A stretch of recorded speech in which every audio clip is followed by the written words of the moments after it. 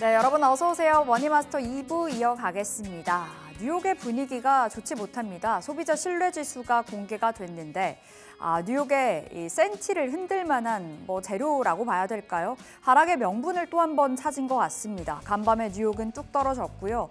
특히나 테슬라가 8%의 급락을 보였습니다. 어제 장 마감 부근에 저희가 속보로 전해드렸었는데 테슬라가 1월 달 유럽에서 판매량이 급감했다라는 소식이었습니다. 전년 대비해서 테슬라가 유럽에서 한 45% 매출이 줄었다고 하더라고요. 그런데 의미가 있는 건, 주목을 해볼 만한 건 유럽에서 전기차 수요는 강한 증가를 보여주고 있다는 점입니다. 전년 대비해서 유럽에서 전기차가 한 37%가량은 잘 팔렸다고 하는데 테슬라만 뚝 떨어졌습니다. 그렇다 보니 오늘 간밤에 테슬라가 무려 8%의 급락을 보이기도 했고요. 시가총액 1조 달러가 붕괴가 됐습니다. 나스닥의 하락을 야기했었던 테슬라. 그럼에도 불구하고 슈퍼 마이크로 컴퓨터가 시간 외에서 애프터마켓에서 폭등을 했습니다. 24%의 급등을 보여주면서 다행히 시장 안에 투자 심리가 어느 정도 살아난 모습을 그려가고 있는데요. 오늘 국내 증시 또한 견조한 흐름을 보여주고 있습니다.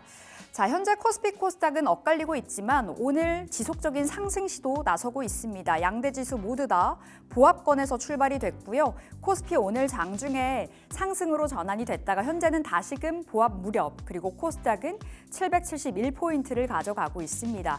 최근 시장의 특징이라고 한다면 뉴욕 따라서 전약으로 시작을 했다가 전강으로 끝나는 체력이 견조함을 확인을 시켜주고 있는 국내 증시일 텐데요. 아쉽게도 수급상으로 메이저 주체들의 팔자는 이어지고 있는 상황입니다. 자, 오늘도 외국인 기관 동반적으로 매도 물량이 출회가 되고 있고요.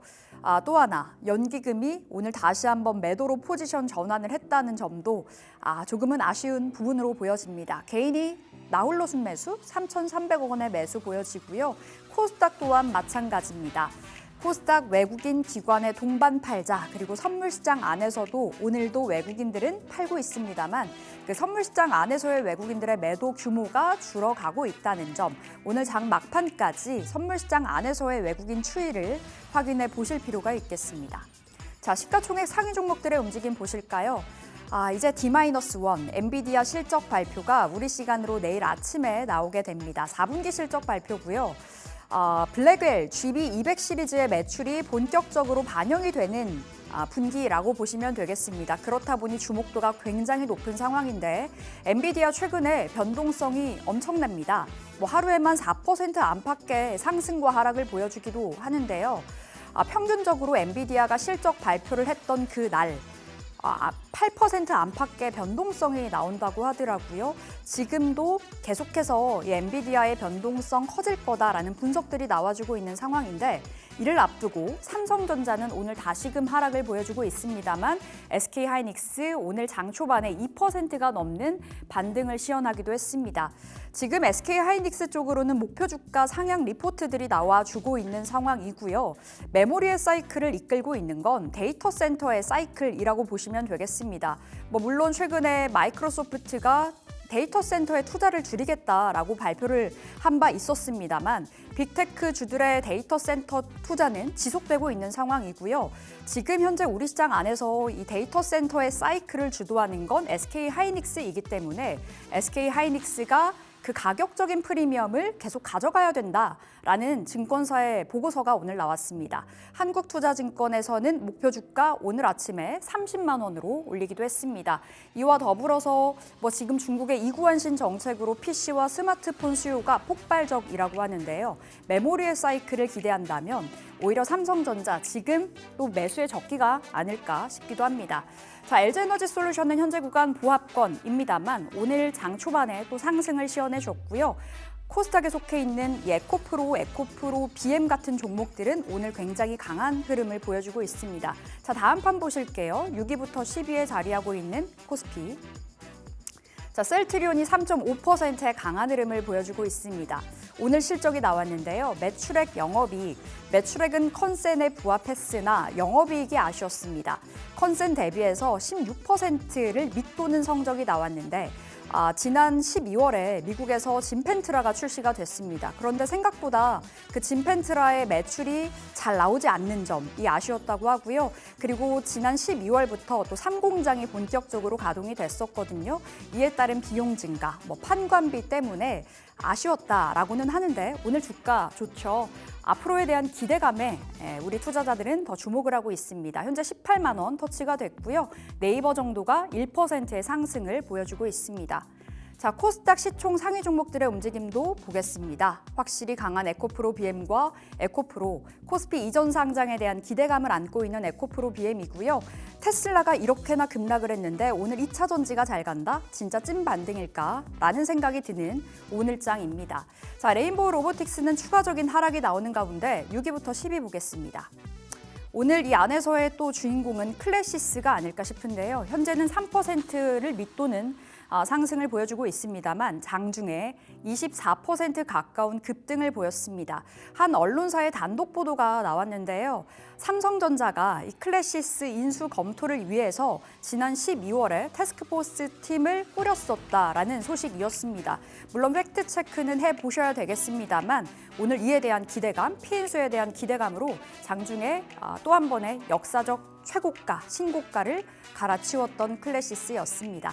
자, 이렇게 시장 상황 살펴봤고요. 머니마스터 2부 본격적으로 출발합니다.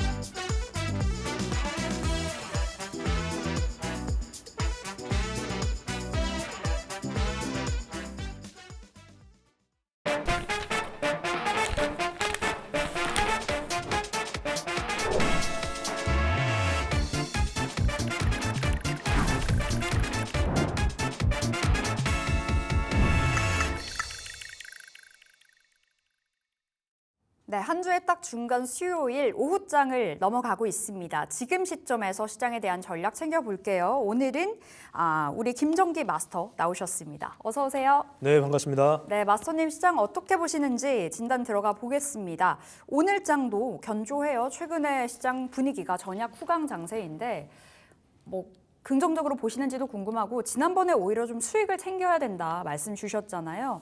오늘 같은 날 좀 챙겨야 될까요?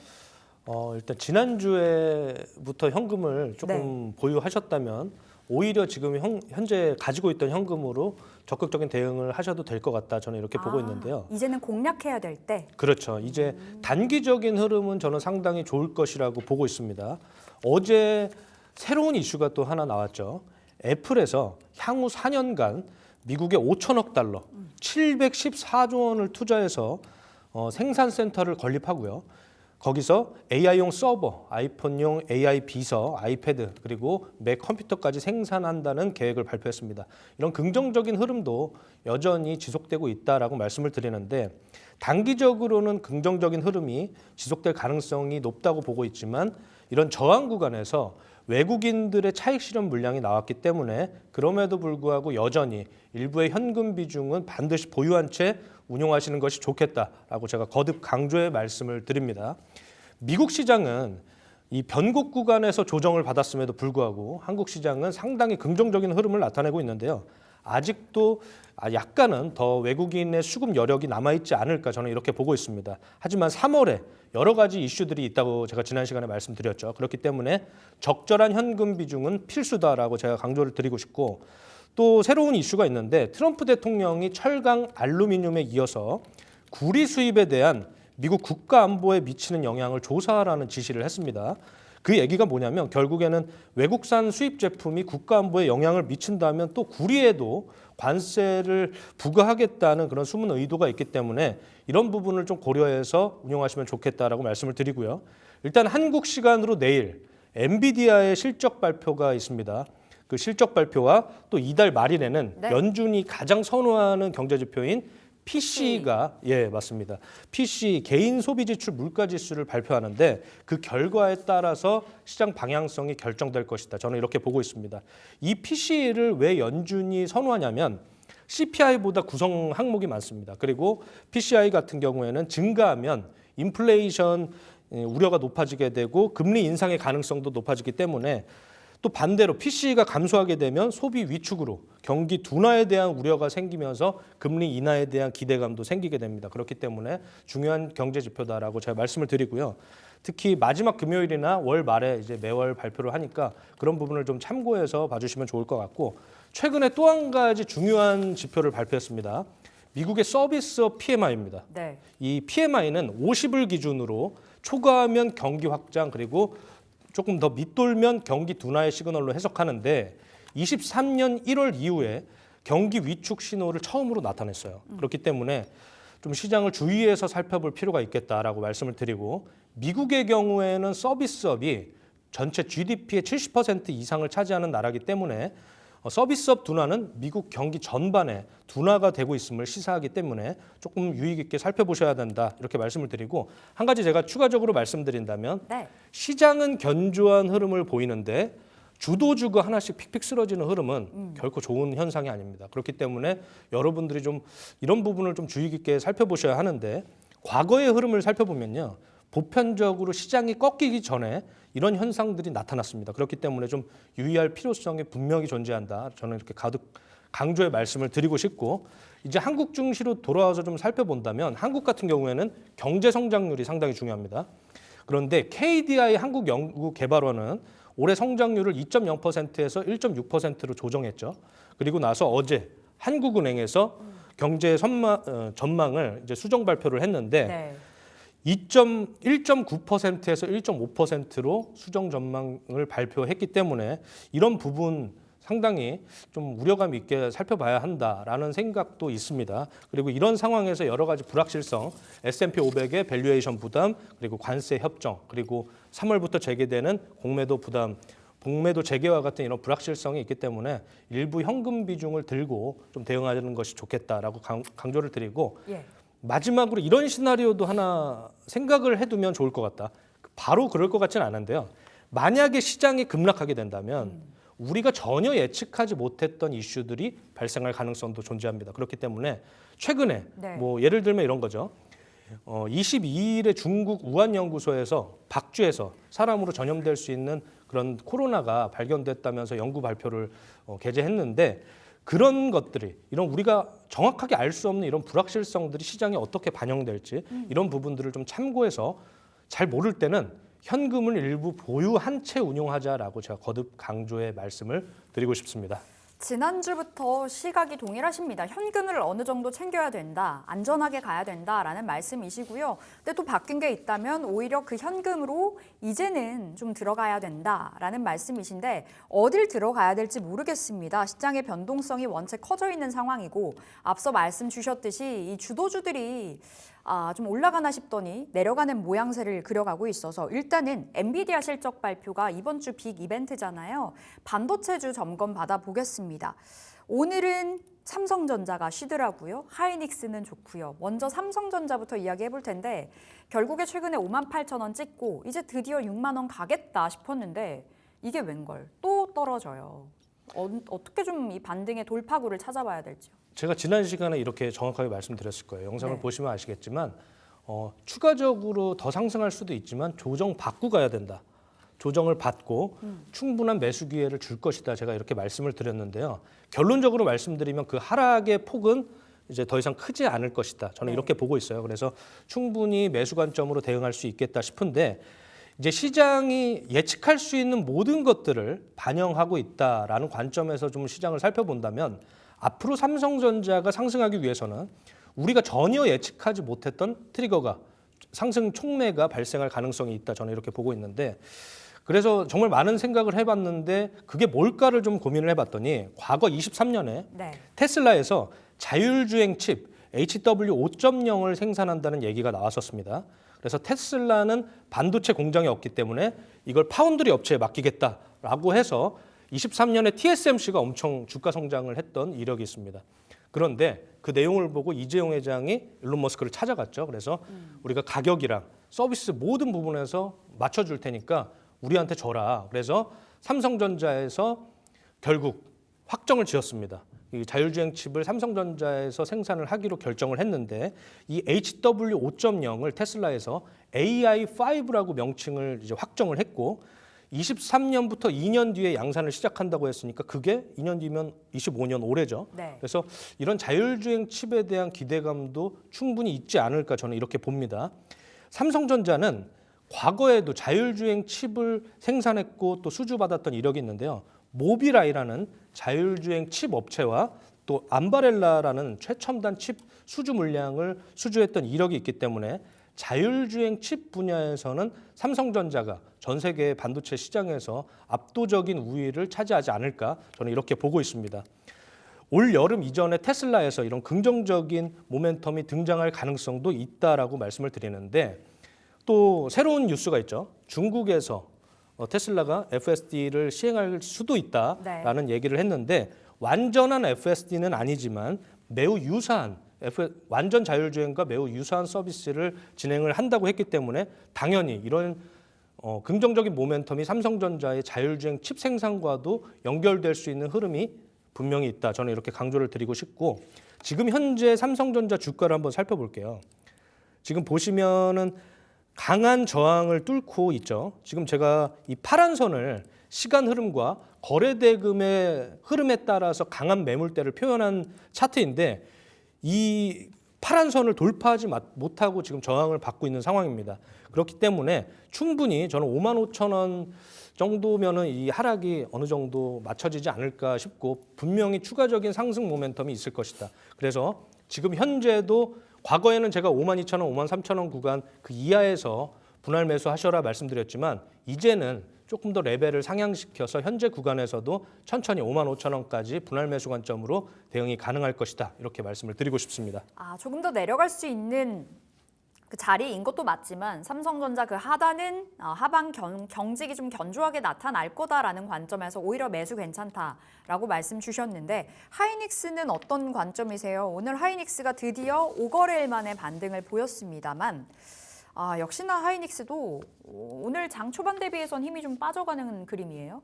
네, 지금 현재도 긍정적인 흐름을 보여주고 있어요. SK 하이닉스 같은 경우에는 너무 좋습니다. 네. 지금 HBM 너무나 좋고 HBM 확실한 미래다라고 얘기를 했기 때문에 HBM 측면에서 점유율을 확보하고 있는 것도 많은데 우리가 생각해야 할 것은 미래에 대한 기대감이거든요.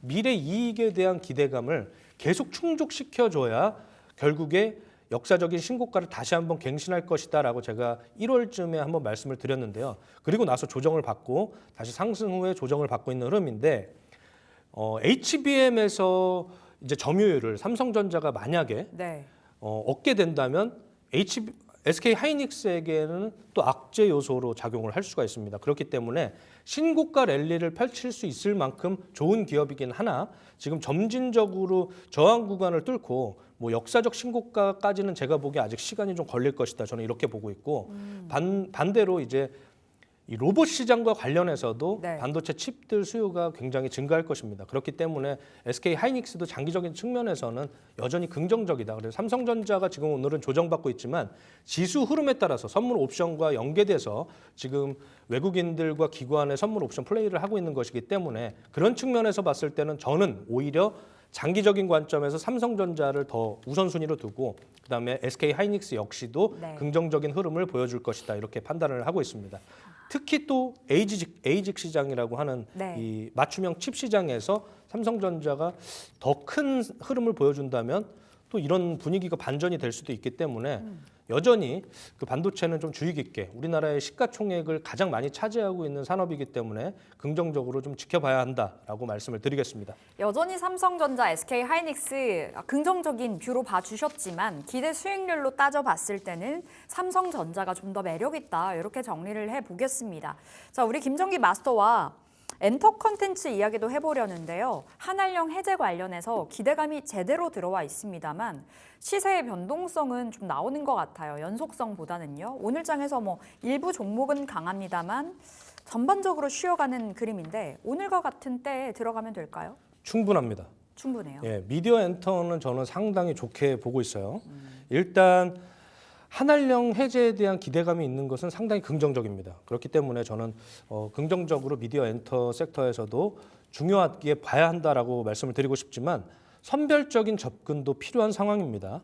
2016년부터 8, 9년간 한알령 해제를 할 듯 말 듯 하다가 결국에는 이것을 미루는 그런 패턴을 보여왔기 때문에 조금 선별적인 접근을 하셔야 된다라고 말씀을 드리고 한알령뿐만 아니라 다음 달 4일에 중국에는 전국인민대표회의라는 정치 행사, 양회를 개최합니다. 그렇기 때문에 이런 관련 섹터들을 분명히 관심 있게 봐야 한다라고 말씀을 드리고 과거에는 여러 가지 이슈가 있었지만 컨텐츠와 미디어 주식이 가장 강한 흐름을 보여줬기 때문에 저는 여전히 미디어 엔터 쪽에서 여전히 또 액션이 나올 수 있지 않을까 이렇게 생각을 하고 있고요.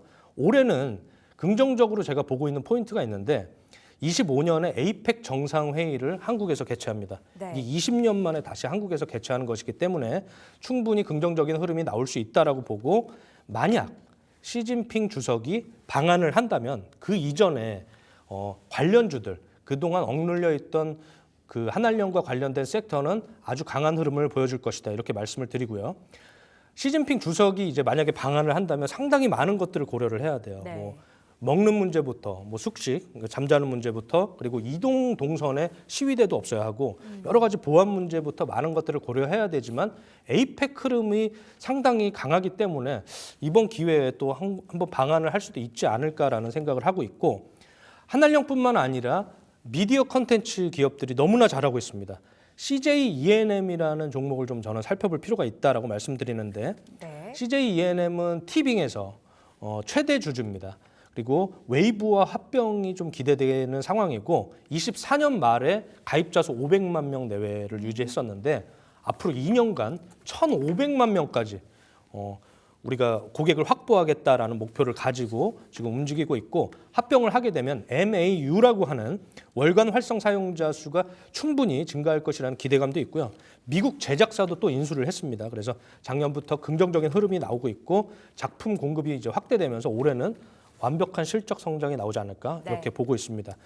특히 이제 음악 기반 IP에서 아주 강한 흐름을 보여주고 있는데 티빙에서 한국 프로야구 아시죠? 네. 한국 프로야구를 KBO 리그를 독점 중계를 합니다. 26년까지 3년간 독점 중계를 하기 때문에 이런 부분들이 수익성 연결에 아주 긍정적인 흐름을 보여줄 것이다. 저는 이렇게 보고 있습니다. 주가를 한번 살펴보면요. 네, 오늘은 조금 쉬어요. 근데 최근에 드디어 올라오는 자리이지 않을까? 맞습니다. 그래서 지금 제가 제 차트를 보시면 대하락 추세를 상승 이탈한 건 분명하고요. 네. 이제부터는 제가 이 장기 매물을 돌파하면 긍정적인 흐름이 나올 것이다라고 강조를 드리는데 이제부터는 하락 추세가 아니라 분명히 상승 추세로 가기 위한 매물 소화 과정이다라고 보시면 될 것 같고 한 뭐 6만 원 초반에서 현재가까지는 충분히 분할 매수 관점으로 대응을 해보실 수 있겠다라고 제가 거듭 강조해 말씀을 드리고요. 충분히 뭐 신고가 랠리도 추후에는 가능할 수 있겠다고 보지만 한 7만 7천 원 정도 이 장기 매물이 쌓여 있는 부분에 약간 하단 이렇게 보시면은 제가 베이스라고 하는데 이 베이스를 형성했던 구간에서 돌파하지 못하면서 하락했죠. 충분한 기업의 변화가 아직 보여지지 않았기 때문인데 지금 현재로서는 긍정적인 모멘텀도 기대해 볼 수 있기 때문에 충분히 7만 7천 원까지는 도달할 수 있을 것이다. 저는 이렇게 보고 있습니다. 그래서 알겠습니다. CJ ENM이 미디어 엔터 최선호주다. 이렇게 말씀드리겠습니다. 자, CJ ENM 지금 자리 매수 가능 사인 주셨고 한알령 해제에 대한 기대감이 아마 5월까지는 지속적으로 들어오지 않을까 싶은데요.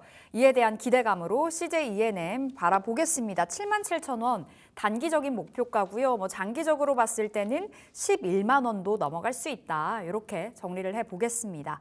자, 마스터님 2차 전지 봐주셔야 되겠는데 오늘 또 갑니다. 어제 쉬었는데 그래서 어제가 굉장히 중요했었거든요. 이제 다시 한번 쉬는 자리로 들어가는 구간일까 아니면 또 뛸까였는데 오늘 또 뛰고 있습니다. 뭐 에코프로, 머티, 금양 뭐 이런 종목은 정말 강해요. 10% 이상의 상승도 보여주는 구간이고 에코프로 BM도 좋고요. 네, 일단 LG 에너지 솔루션을 좀 가장 먼저 살펴봐야 될 필요가 있습니다. 제가 1월 아마 첫째 주인가 둘째 주에 나와서 똑같은 말씀을 드렸는데 지금 제 차트를 한번 보여주시겠어요? 네. 지금 제 차트를 보시면 고점부터 이 하락 추세를 아직까지는 벗어나지 못했지만 제가 그때 제 기억으로는 한 분기 내외에 어떤 긍정적인 모멘텀이 있을 것이다라고 말씀을 드렸어요. 이 하락 추세를 본격적으로 이탈하게 된다면, 상승 이탈하게 된다면 저는 충분히 본격적인 2차 전지 랠리가 시작될 수 있다라고 보고 있고요. 기술적인 측면에서 한국의 2차 전지 기업들 상당히 주의 깊게 봐야 된다라고 말씀을 드리고 1월에 제가 빅픽처에서 추천드린 종목이 아까 우리 최인 앵커님이 말씀하신 에코프로 머티라는 종목입니다. 제가 7만 원 초반에 말씀을 드렸고요. 에코프로 머티 차트를 한번 볼까요? 자, AS 가보도록 하겠습니다. 에코프로 머티가 최근에 흐름이 좋고 오늘도 올라가는 자리예요. 네, 한 요 정도 구간에서 제가 말씀을 드렸던 것 같아요. 7만 원 초반에서 말씀을 드렸는데 네. 목표가를 장기적인 관점에서 한 11만 원 정도 제시를 했습니다. 아직 뭐 많이 올라왔다고 하지만 본격적으로 상승은 시작도 하지 않았다. 저는 이렇게 보고 있어요. 에코프로 머티는 전구체를 하는 회사입니다. 이 전구체가 뭐냐면요. 전구체는 양극재를 빵이라고 설정을 해본다면 이 빵을 만들기 위한 반죽, 여러 가지 재료들을 넣고 반죽하는 것을 전구체라고 합니다.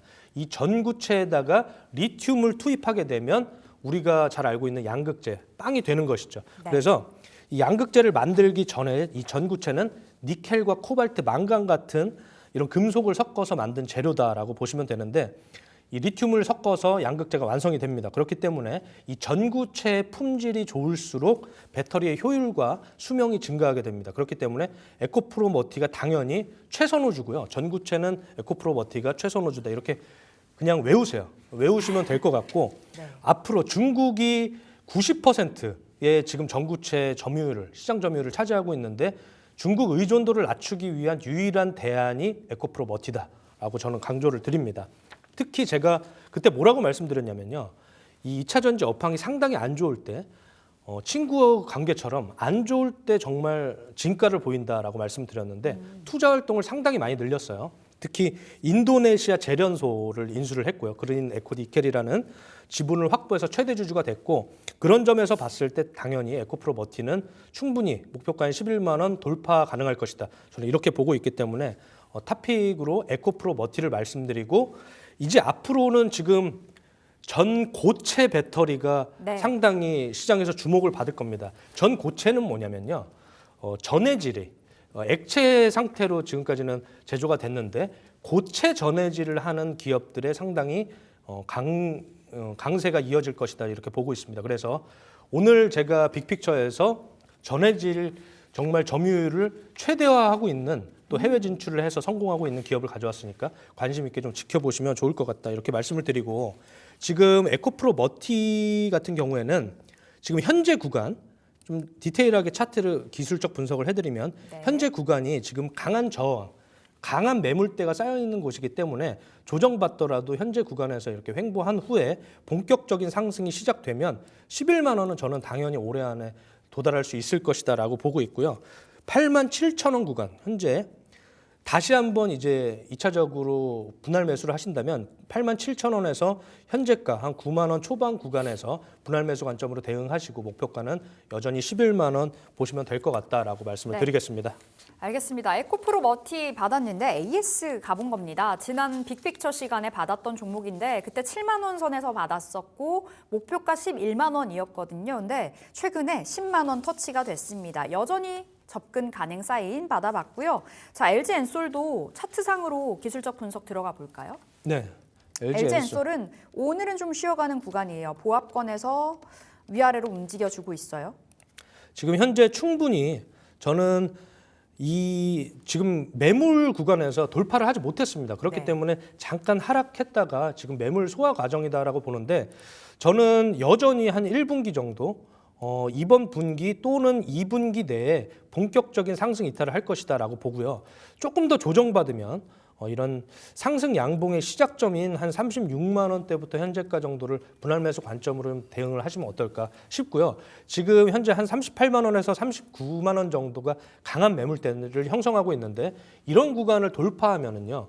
2차 전지 내부에서 바스켓으로 사도 될 정도로 저는 강한 흐름이 이어질 것이라고 판단을 하고 있습니다. 그렇기 때문에 LG 에너지 솔루션이 가장 시가총액이 큰 회사고 기술력을 가지고 있기 때문에 충분히 긍정적으로 지켜봐야 한다라고 말씀을 드리겠습니다. 알겠습니다. 2차 전지 점검 받아봤고요. 참고로 딱 다음 주 수요일에 인터배터리 2025가 개막이 됩니다. 이와 관련해서 모멘텀이 분명히 있을 거고요. 재료가 탄생한다면 앞서 말씀 주셨듯이 전고체 쪽에서도 나오지 않을까. 조금 이따 빅픽처 시간에 전해질 관련주 주신다고 하시거든요. 그 종목들 챙겨가시면 되겠습니다.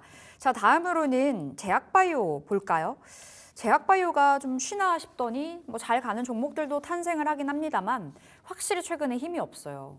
오늘 셀트리온은 좋고요. 제약바이오 접근 어떻게 볼까요? 제약바이오는 25년 상당히 장기적인 관점에서 긍정적일 것이다 이렇게 보고 있어요. 장기적인 관점에서. 그렇죠. 25년 내에 왜 긍정적이냐면 일단 국채금리가 점진적으로 하락하고 있어요. 네. 국채금리가 하락하면 이 DCF 조금 어려운 얘기를 하자면 DCF 방식 그 현금 흐름 할인법으로 적용을 하면 할인율이 낮아져서 오히려 성장주의 밸류에이션이 높이 부각되는 효과가 발생을 합니다.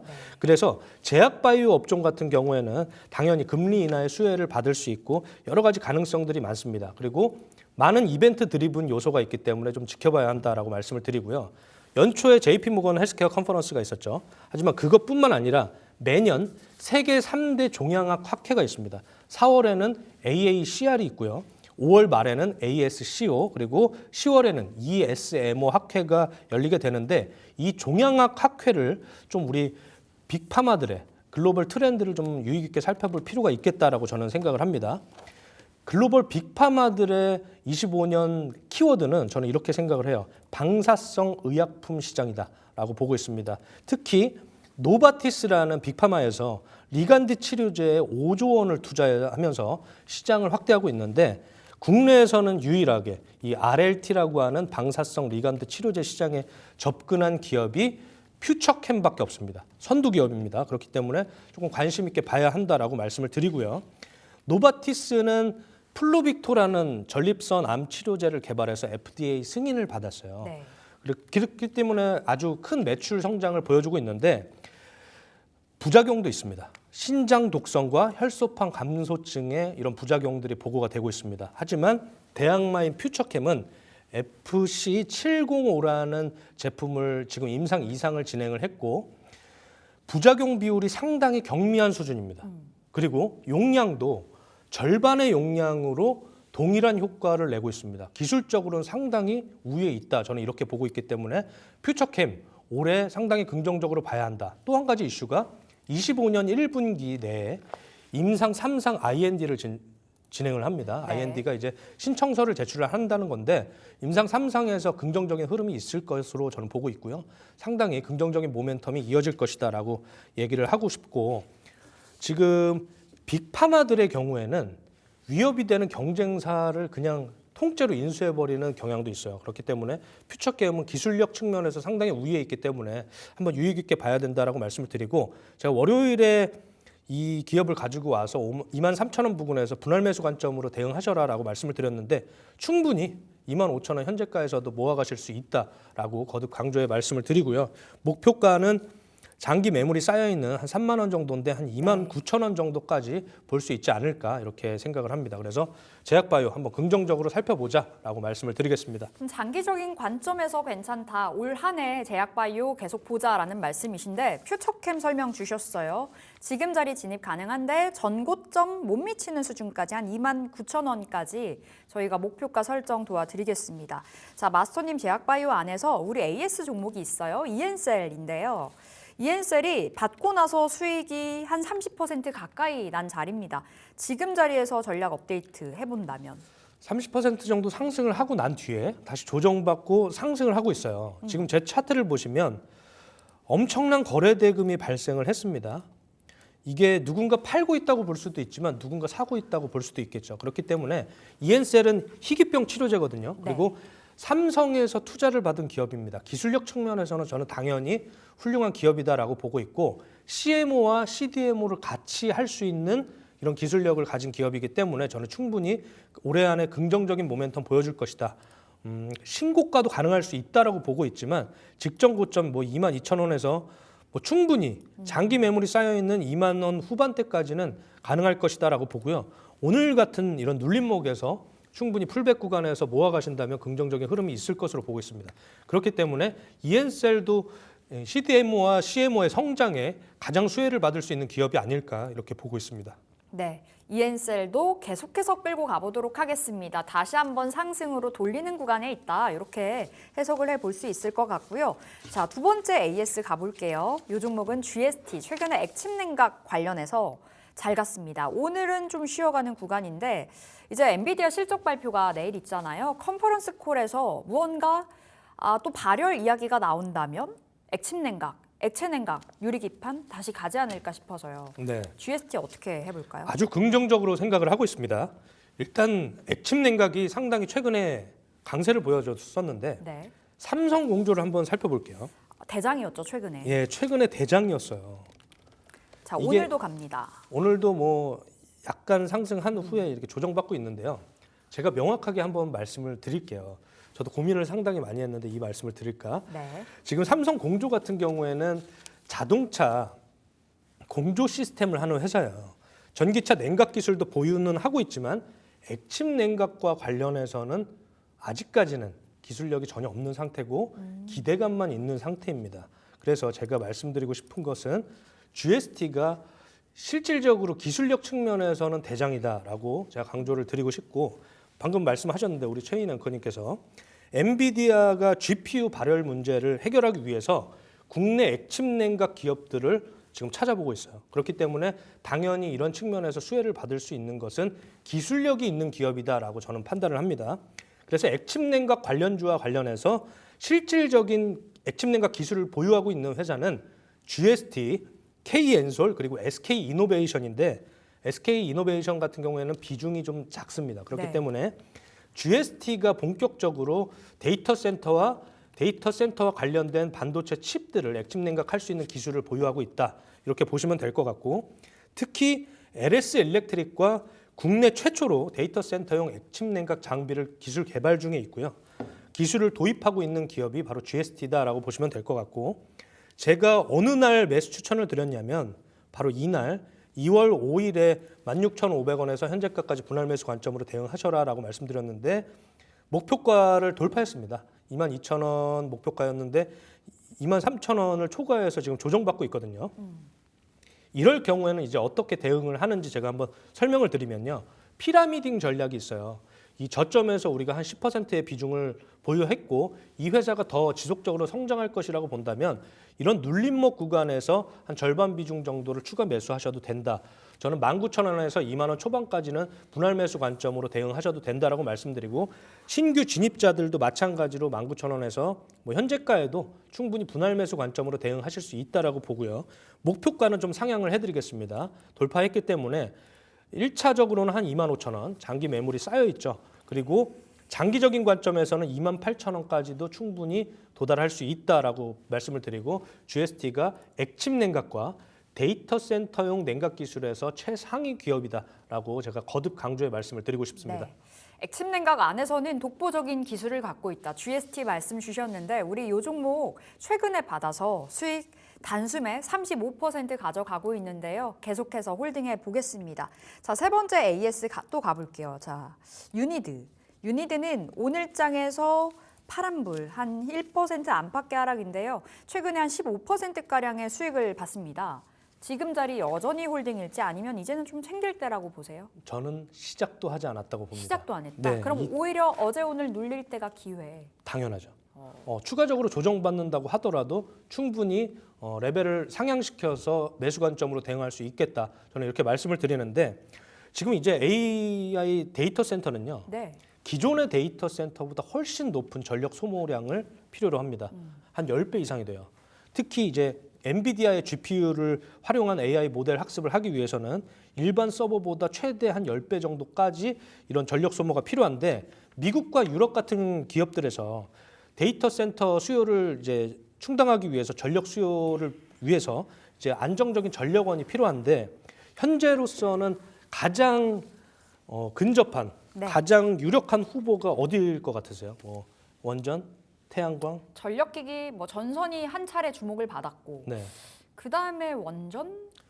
원전도 맞습니다. 장기적인 관점에서는 원전도 도입을 해야 되지만 지금 유럽과 미국에서는 당장 지금 도입해야 되는 것이 천연가스 발전소입니다. 네. 천연가스 발전소를 도입하게 되면 당연히 이산화탄소가 많이 발생을 하겠죠. 그러면 탄소 중립과 관련해서 탄소 포집? 그렇죠. 탄소 포집을 해야 되는데 이 탄소 포집에는 반드시 칼륨이 들어가게 됩니다. 네. 이 탄산 칼륨이 들어가는데 이 칼륨 시장에서 국내 1위가 아니라 전 세계 1위를 하는 기업이 윤희대예요. 네. 제가 말씀드렸죠. 빅픽처에서. 그래서 7만 원 초반에 제가 말씀을 드렸는데 지금 8만 5천 원까지 도달했다 조정을 받았어요. 시장가로 매수하셔도 된다. 저는 이렇게 보고 있습니다. 왜냐하면 글로벌 1위를 하는 이 산업, 글로벌 1위를 하는 기업은 그렇게 많지 않습니다. 정말 리밋한 기업이라고 생각을 하고요. 밸류에이션 측면에서도 그렇고 기술적인 측면에서도 저는 유니드가 조정받고라도 다시 한번 신고가 랠리를 펼칠 수 있을 것이다 라고 보고 있습니다. 그렇기 때문에 장기적인 관점에서 충분히 11만 원 정도는 돌파 가능할 것이다 이렇게 네. 보고 있기 때문에 조정받는다면 충분히 분할 매수 관점으로 대응하셔라 이렇게 말씀을 드리고 싶습니다. 오, 이야기 들으니까 지금 당장 사고 싶어요. 시장가로 사도 된다라고 말씀 주셨고 11만 원 목표가 잡아보겠습니다. 시작도 안 했다. 유니드 이렇게 AS 받았고요. 오늘의 종목을 받아볼 시간이에요. 스페셜 공략주 네. 어떤 종목일까요? 오늘도 스페셜 공략주는 신중을 기해서 가지고 왔는데요. 우리 시청자분들이 이 회사에 대해서 듣기만 하더라도 네. 가슴이 웅장해지는 그런 글로벌 AI 기업을 가져왔습니다. 대한민국 상장사에도 이런 글로벌 AI 기업들과 견줄 만한 이런 AI 기업이 있다는 것을 참고해서 지켜보시면 좋을 것 같고요. 바로 폴라리스 오피스라는 종목입니다. 폴라리스 오피스는 생성형 AI 오피스 시장의 강력한 퍼스트 무버입니다. 일단 오픈 AI의 챗GPT 그리고 네이버의 하이퍼클로버, 스테빌리티 AI의 스테이블 디퓨전 같은 이런 다양한 생성형 AI 기능들이 연동 지원되는 서비스가 있고요. 이것을 통합한 폴라리스 오피스 AI를 오픈 베타 서비스를 시행을 했습니다. AI 기반 문서 작성과 편집 그리고 이미지 생성 기능으로 업무 생산성을 극대화했다라고 보시면 될 것 같고요. 23년 5월에 이미 선제적으로 베타 서비스를 개시하면서 빠른 시장 선점을 하고 있는 기업이 바로 폴라리스 오피스다라고 보시면 좋을 것 같습니다. 클라우드 기반의 구독 서비스 모델로 확장을 하면서 높은 수익성 개선까지 기대가 되고 있는 상황이고요.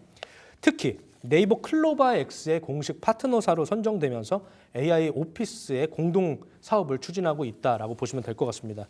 마이크로소프트의 오피스가 연에 한 $70 정도 돼요. 네. 그리고 구글의 워크스페이스는 월에 $14 정도 됩니다.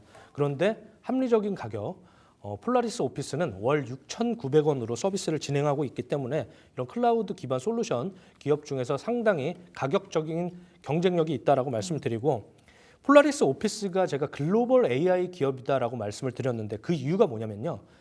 이미 243개국에 1억 3,200만 명의 가입자를 보유하고 있기 때문입니다. 그렇기 때문에 상당히 매력이 있다라고 보고 있고 기존 소프트웨어는 소비자들이 다운로드하는 시스템이었지만 이제 SaaS라고 하는 클라우드 소프트웨어 서비스는 구독형으로 제공을 하고 있기 때문에 기업 입장에서는 당연히 안정적인 반복 매출이 지연될 수 있다, 확보될 수 있다라는 장점이 있고 현재에도 매일 2만 명에서 5만 명 정도의 네. 신규 고객들이 이렇게 유입되고 있는 상황이다라고 보시면 되는데 제가 이 회사를 가져온 근본적인 이유가 있습니다. 바로 테슬라가 선택한 기업이기 때문입니다. 23년에 폴라리스 웹에 차량 모드 기능을 추가했고요. 테슬라 모델 S에 선제공을 하면서 적용 모델들을 이제 확대해 나갈 계획을 가지고 있습니다. 특히 폴라리스 오피스의 강점은 음성 인식 기능인데요.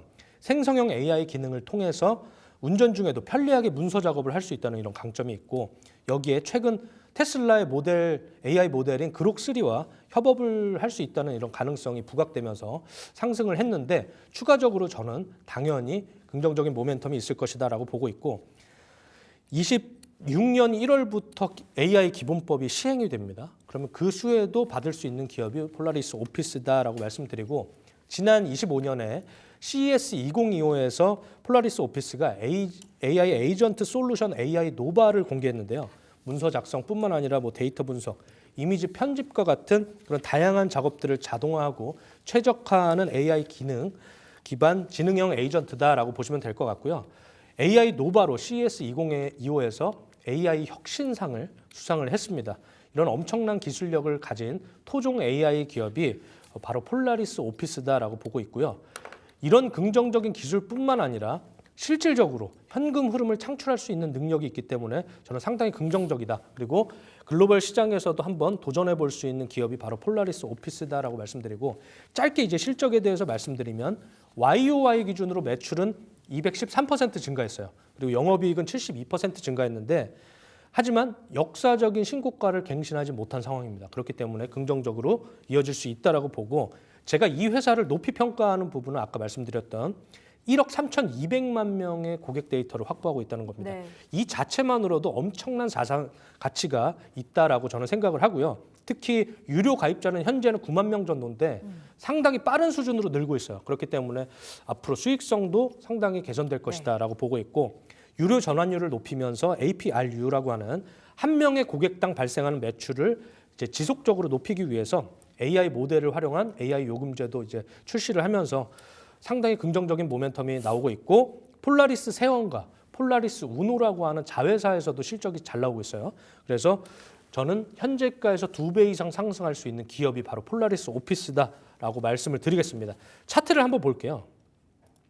네, 차트 열어보겠습니다. 폴라리스 오피스 지금 자리 5%의 조정인데, 최근에 AI 소프트웨어 기업들이 다 빠져요. 팔란티어가 빠져서 이렇게 주가의 조정이 이어지나 싶기도 하고요. 그렇기도 한데, 지금 AI 기업들은 지금이 저는 기회라고 생각을 합니다. 이 AI 트렌드는 버블이 생기라 이런 얘기가 나오지 않는 이상은 이 추세는 지속될 것이다. 단기적인 조정일 뿐이다라고 저는 보고 있고요. 장기적인 하락 추세를 상승 이탈하고 지금 보시면은 이렇게 강세 국면에 접어들었기 때문에 충분히 현재 구간에서 한 6,400원에서 현재가까지는 시장가로 매수하셔도 된다라고 제가 강조를 드리고 싶고요. 손절가는 한 상승의 초반 부근인 한 6,100원 정도를 제시해드리고, 목표가는 장기적인 관점에서는 더 장기적으로 보면요, 주가가 한 14,000원, 15,000원에 이렇게 장기적인 매물이 형성이 되어 있습니다. 그렇기 때문에 저는 한 14,000원까지 목표가를 제시해드리고 충분히 시장가로 매수하셔도 된다라고 강조드리겠습니다. 알겠습니다. 폴라리스 오피스 오늘의 스페셜 공략주 목표가 14,000원 확인해 보시면 되겠습니다. 자, 저희는 빅픽처로 이동할게요.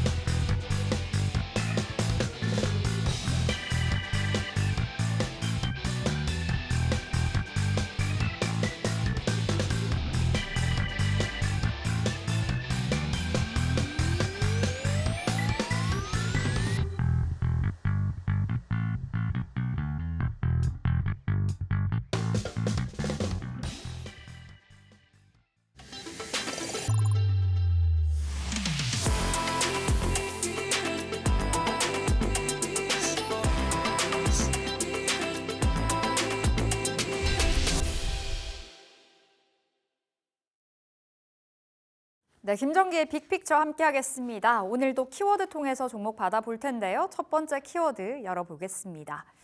자, 첫 번째 키워드는 어딜까요? 화장품 가져오셨습니다. 결국에 한알령 해제를 주목을 하시는 것 같아요. 앞서 컨텐츠 CJ ENM 받았었고요. 자, 오늘의 종목입니다. 열어볼게요. 토니모리 올라와 있는데 어제 토니모리가 급등했었습니다. 장중에 한 20% 이상의 상승을 보여줬던 종목인데요. K뷰티 리바운드 구간 그리고 화장품 다이소 성공적 저평가의 매력이 부각이 되는 구간이다 말씀 주셨는데 작년에 잘 가다가 많이 빠져 있잖아요. 맞습니다. 가격적으로도 괜찮을 것 같고요. 일단 첫 번째부터 포인트 짚어볼까요? 네, 일단 제가 지속적으로 뷰티 시장의 성장에 대해서 강조를 드리고 있습니다. 그게 왜 그러냐면 글로벌 화장품 시장에서 국내 기업들이 상당히 많은 활약을 하고 있습니다. 그래서 제가 계속 거듭 강조를 드리는 거는 한류 컨텐츠와 연계된 이런 바이럴들을 많이 하고 있기 때문에 K뷰티가 당연히 상승할 모멘텀을 보여줄 것이다라고 강조를 드리고 있고, 특히 토니모리의 경우에는 과거에 중국 의존도가 상당히 높았던 기업입니다. 네. 그렇기 때문에 과거에 한알령과 코로나 시기에 이제 고객사 다변화, 이제 국가 다변화를 통해서 한알령 해제에 대한 또 기대감이 있기 때문에 이런 긍정적인 모멘텀도 있을 것이다라고 보고 있고, 지금 현재에도 동남아와 미국 그리고 일본으로 진출하면서 시장 점유율을 확보하고 있고요. 그리고 특히 작년에 가수 청아를 브랜드 모델로 발탁하면서 네. Z세대를 타겟팅하고 있기 때문에 긍정적인 흐름이 나올 것이다라고 보고, 토니모리는 또 자체 브랜드인 토니모리 외에도 립톤 게리틴트와 컨시크 그리고 닥터 오킴스와 같은 대표적인 브랜드를 보유하고 있다라고 말씀드리고, 화장품의 주요 고객층은 20대부터 40대 여성입니다. 이 연령대가 가장 높은 화장품 소비를 하기 때문인데, 그런 관점에서 20대를 타겟팅하고 있고, 또 40대를 위한 바이오 EX 셀 펩타이드와 같은 이런 고급 스킨케어 제품도 있기 때문에 상당히 긍정적이다라고 보고 있습니다. 네, 두 번째 봐보겠습니다. 화장품 다이소 성공적. 최근에 다이소에서 화장품 판매가 엄청나잖아요. 또 저가인데 고급, 품질도 굉장히 좋고요. 네, 토니모리도 진출이 됐나 봐요. 네, 제가 지난번에 올리브영을 엄청 네. 중요하게 봐야 된다라고 강조를 드렸죠. 그런데 올리브영뿐만 아니라 이제 유통시장에서 아주 강자로 자리를 잡았습니다. 다이소가. 아성 다이소가 상당히 영업이익률도 증가하고 있고 매출도 상당히 증가하고 있는 추이기 때문에 다이소 시장을 공략하는 기업들을 좀 잘 봐야 된다라고 제가 말씀을 드리고요. 앞으로 다이소 전용 화장품 브랜드가 생길 정도로 지금 다이소에서 화장품 매출이 상당히 잘 나오고 있는데, 작년에 특히 VT라는 회사 아시죠? 네, 알아요. VT에서 리들샷이라고 하는 액상형으로 이제 토너 형식으로 바르는 이런 피부 관리 제품이 나오면서 이 리들샷이 엄청난 폭발적인 성과를 나타냈습니다. 그리고 또 다이소의 샤넬 밤이라고 불리우는 손앤박 컬러 밤도 상당히 긍정적인 모멘텀을 보여주고 있고, 아모레 퍼시픽에서도 마몽드 라인을 다이소 전용으로 출시를 했어요. 네. 그래서 상당히 긍정적. 4개월 만에 100만 개를 팔았습니다. 엄청나게 많이 팔았고요. 그런데 토니모리도 아까 우리 체인 앵커님이 말씀하셨듯이 본셉이라는 브랜드를 런칭을 해서 레티놀 스킨케어 라인과 다양한 제품들을 이런 합리적인 가격에 하고 있기 때문에 당연히 10대, 20대의 접근성이 높은 다이소에서 성공을 할 수 있는 브랜드다. 그리고 성공 궤도에 올라온 기업이 바로 토니모리다라고 강조를 드리고 싶습니다. 화장품 박사이신 것 같아요. 지난번에는 이 아이패밀리 SC 주셨잖아요. 맞습니다. 네. 그러면서 롬앤의 화장품 그 립 라인을 쫙 읊어주셨는데, 토니모리 또한 지금 자리 봐야 된다라는 말씀이신 거고, 저평가 매력이 부각이 된다는 건 차트상으로 말씀하시는 건가요? 네, 일단 실적 측면에서, 밸류에이션 측면에서 한번 제가 살펴봐드리면 네. 실적이 지금 토니모리 같은 경우에 1,100억에서 꾸준히 성장을 하고 있죠. 25년의 가이던스는, 컨센서스는 2,159억입니다. 26년에는 2,500억을 예상하고 있어요. 계속 올라갔네요. 점진적으로 2021년부터. 예, 차트로 보시면 더 좋을 것 같아요. 이렇게 확실한 성장을 하고 있는 기업이 토니모리다라고 네. 말씀을 드리는데, 지금 여기 12개월 포워드 PER은 11.46배로 나와 있는데, 제가 정확하게 계산을 해드리면 12.9배입니다. 현재는 12.9배예요. 그리고 26년을 기준으로 이제 포워드 멀티플을 계산을 하면은 네. 정확하게 9.5배밖에 안 됩니다. 그렇기 때문에 밸류에이션 측면에서 너무 싸다. 왜 그러냐? 동종업의 평균이 20배에서 30배입니다. 그렇기 때문에 절반 가격밖에 안 된다라고 저는 보고 있고요. 특히 한알령 해제의 기대감에서 가장 수혜를 받을 수 있는 건 뭘까요? 그동안 중국의 피해를 가장 많이 봤던 기업, 중국의 의존도가 높았던 기업들이 수혜를 받게 됩니다. 그런 관점에서 토니모리가 화장품 이 한알령과 관련된 이 섹터에서는 탑픽이다라고 제가 거듭 강조의 말씀을 드리고요. 아마 어제 코스피에서 이 화장품 한알령과 관련된 섹터에서 가장 많이 오른 종목이 토니모리일 겁니다. 그래서 저는 차트를 한번 볼게요. 네. 엄청 작년에 긍정적으로 보고 있고 화장품 잘 갔을 때 토니모리가 상대적으로 아쉬웠던 이유가 이제 중국 향 매출 비중이 높기 때문이다 말씀 주셨는데 이제 오히려 잘 됐네요. 중국 쪽으로 이제 문이 열리게다 보다 보니까요. 오늘장에서는 빠집니다. 어제 급등이었었고. 네. 지금 현재 추세를 보시면 이 하락 추세를 상승 이탈한 후에 강한 흐름을 보여주지 못하고 지속적으로 횡보했어요. 이 횡보하는 구간을 저는 베이스라고 봐요. 스테이지 1 구간에서 이렇게 장기적으로 횡보를 할수록 상승의 폭도 커집니다. 이게 기술적으로 어쩔 수밖에 없는 게 장기적으로 누군가 계속 매도하고 누군가 사고 하는 흐름이 나오면 주가는 횡보를 하게 됩니다. 팽팽한 이 경쟁을 거쳐서 횡보를 했기 때문에 앞으로 이 횡보에 강한 매물인 이 가격 구간을 파란색 라인으로 설정한 이 가격 구간 7,000원대를 상승 이탈했기 때문에 저는 조정받더라도 다시 한번 큰 성장의 모멘텀을 보여줄 수 있을 것이다라고 판단을 하고요. 7,800원부터 현재가까지 제가 이렇게 줄쳐놓은 한 7,800원부터 현재가까지는 충분히 분할 매수 관점으로 대응을 해보실 만하다라고 말씀을 드리고 목표가는 여기 장기 매물인 12,000원 정도를 설정을 하면 좋을 것 같고 손절가는 상승의 시작 구간인 이 7,000원을 제시를 하도록 하겠습니다. 현재가 한 8,000원 선이거든요. 7,800원부터는 모아갈 수 있는 자리라고 말씀 주시고 그 아래 7,000원 손절가, 목표가는 12,000원. 12,000원 장기 매물이 있는 거. 예, 토니모리 첫 번째 종목으로 살펴봤고요. 두 번째 키워드 오픈해 볼게요. 자, 두 번째도 핫한 쪽에서 주실지 유리기판 나왔습니다. 오늘 유리기판은 좀 쉬어가는 구간인데 내일장에서 어떠한 분위기가 연출될지가 궁금합니다. 그 안에서 종목 주셨어요. 네. HB 테크놀로지 받았습니다. 유리기판 안에서의 히든 종목이라고 보시면 되겠고요. 앱솔릭스, 그러니까 SKC 미국 자회사죠. 앱솔릭스와 협력을 한 바 있고 검사 장비 제조 안에서 독보적인 능력을 갖췄다라는 건데요. 이야기 들어보겠습니다. 제가 지난 시간에 한번 말씀을 드렸는데 유리기판이 각광받는 이유가 두 가지 제가 크게 있다고 그랬는데 혹시 알고 계신가요? 유리기판이 각광받는 이유가 이 전력 그 발열을 잡고 맞습니다. 그리고 전력이 더 효율적으로 돌아간다고 들었어요. 맞습니다.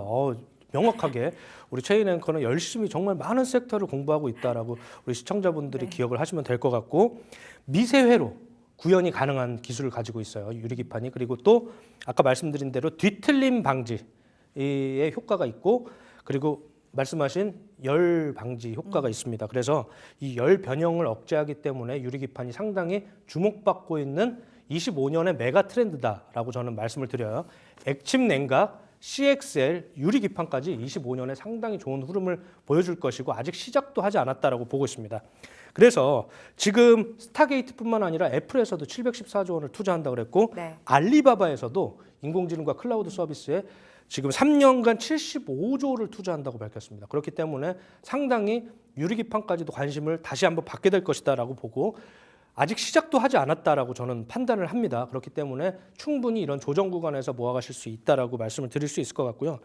그렇기 때문에 제가 이 유리기판의 숨은 강자 HB 테크놀로지를 가져왔습니다. 네, 두 번째는 앱솔릭스와 협력을 이어가는 사이인가 봐요. 네, 인텔 말씀드렸죠. 인텔이 지금 가장 선도적으로 유리기판을 도입을 했었어요. 그래서 2030년까지 개발을 완료하겠다라고 얘기했는데 삼성전자와 TSMC도 유리기판 도입을 하겠다고 했고 그렇기 때문에 제가 과거에 빅픽처에서 말씀드렸던 삼성전기가 수혜를 받을 것이다라고 말씀을 드렸는데요.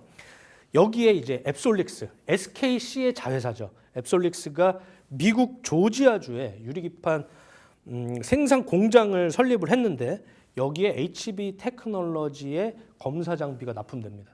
그렇기 때문에 당연히 긍정적인 흐름이 있을 것이다라고 보고 미국 공장에 납품을 하면 당연히 미국 반도체 수혜주법 그 반도체법의 수혜도 역시 HB 테크놀로지가 함께 받을 수 있다라고 저는 판단을 하고 있습니다.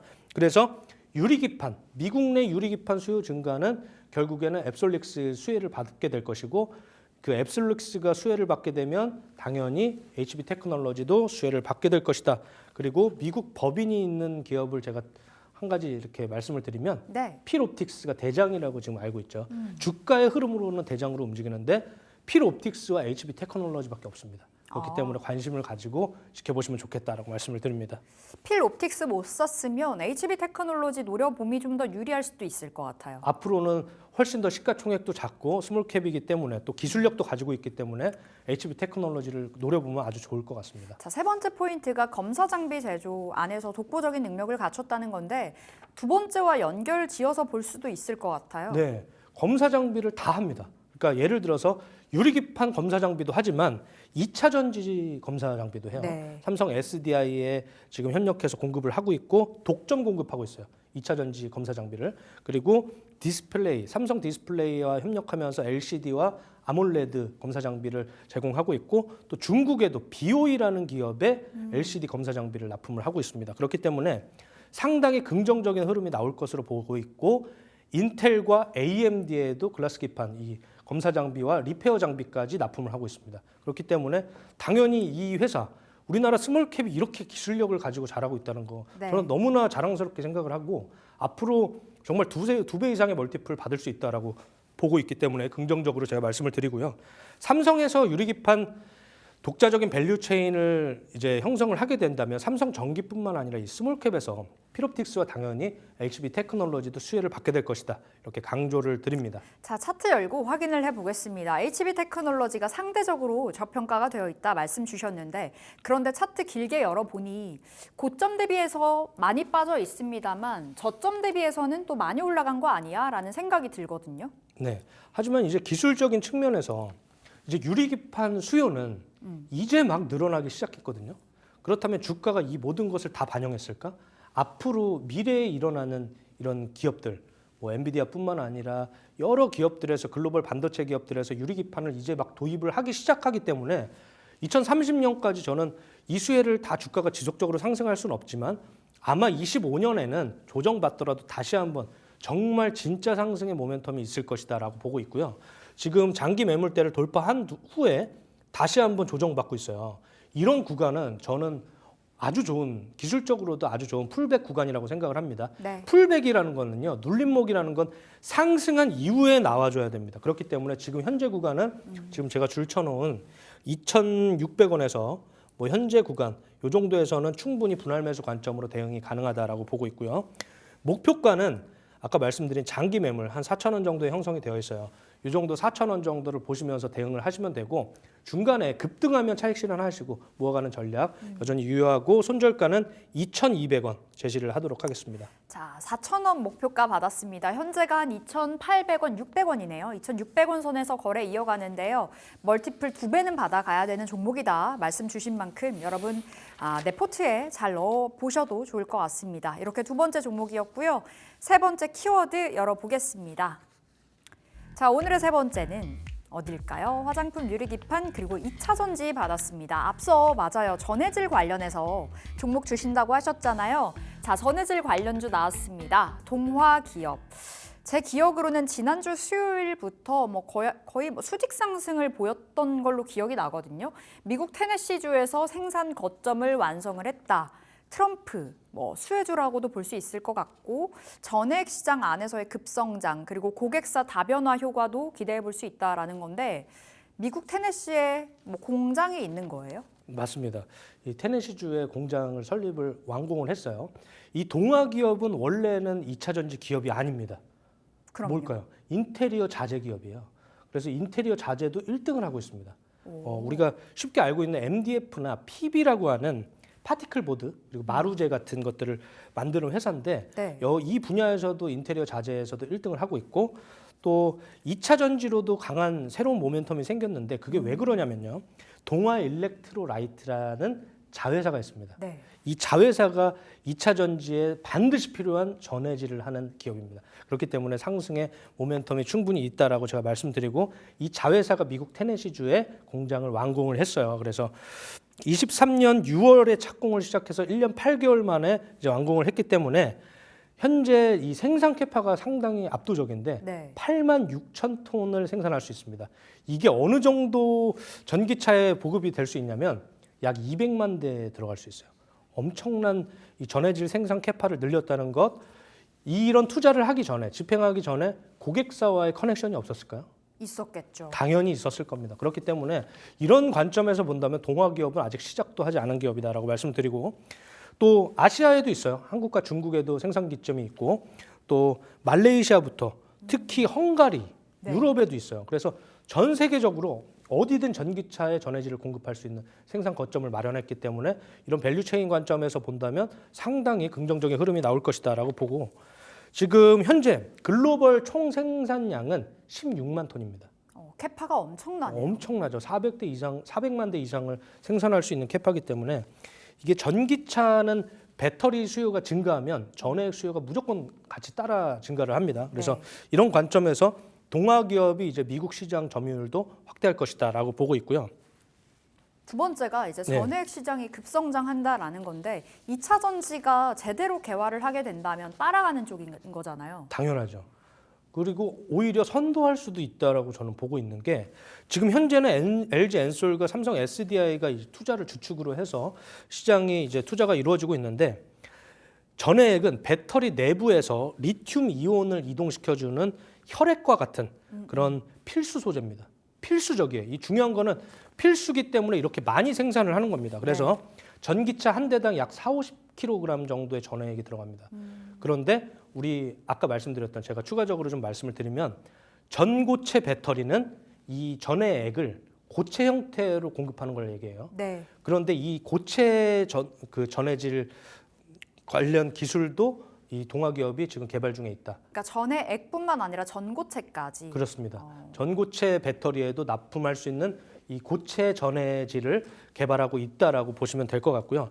경쟁사는 제가 지난번에 말씀드렸던 반도체주에서 제가 굉장히 상승을 많이 했던 종목이 ENF 테크놀로지라고 있는데, 네. 그 ENF 테크놀로지도 이 전해질을 합니다. 전해액을 합니다. 그리고 최근에는 양극재를 했던 LNF라는 기업도 전해액을 대표적이죠. 투자를 해가지고 이제 막 시작을 했어요. 그래서 그런 측면에서 봤을 때 선제적으로 투자한 동아기업이 당연히 수혜를 받지 않을까 이렇게 생각을 합니다. 자, 세 번째가 고객사인데 고객사가 어디 있어요? 일단 우리나라 국내 3사는 다 하고 있어요. 삼성 SDI, SK온, 그리고 LG 에너지 솔루션 다 납품을 하고 있는데, 셀 3사요. 그렇죠. 셀 3사에 다 납품을 하고 있는데, 전액을 한국 기업만 쓰는 게 아니죠. 그렇죠. 전 세계 기업들이 다 쓸 겁니다. 그렇기 때문에 앞으로 아직 정해진 바는 없지만 당연히 동아기업의 동아일렉트로라이트의 전해액을 앞으로 CATL뿐만 아니라 여러 가지 기업들이 비아디부터 또 저희 파나소닉까지 이렇게 쓰게 될 것이다라고 저는 전망을 하고 있고요. 특히 유럽에 헝가리 2반차 공장이 있습니다.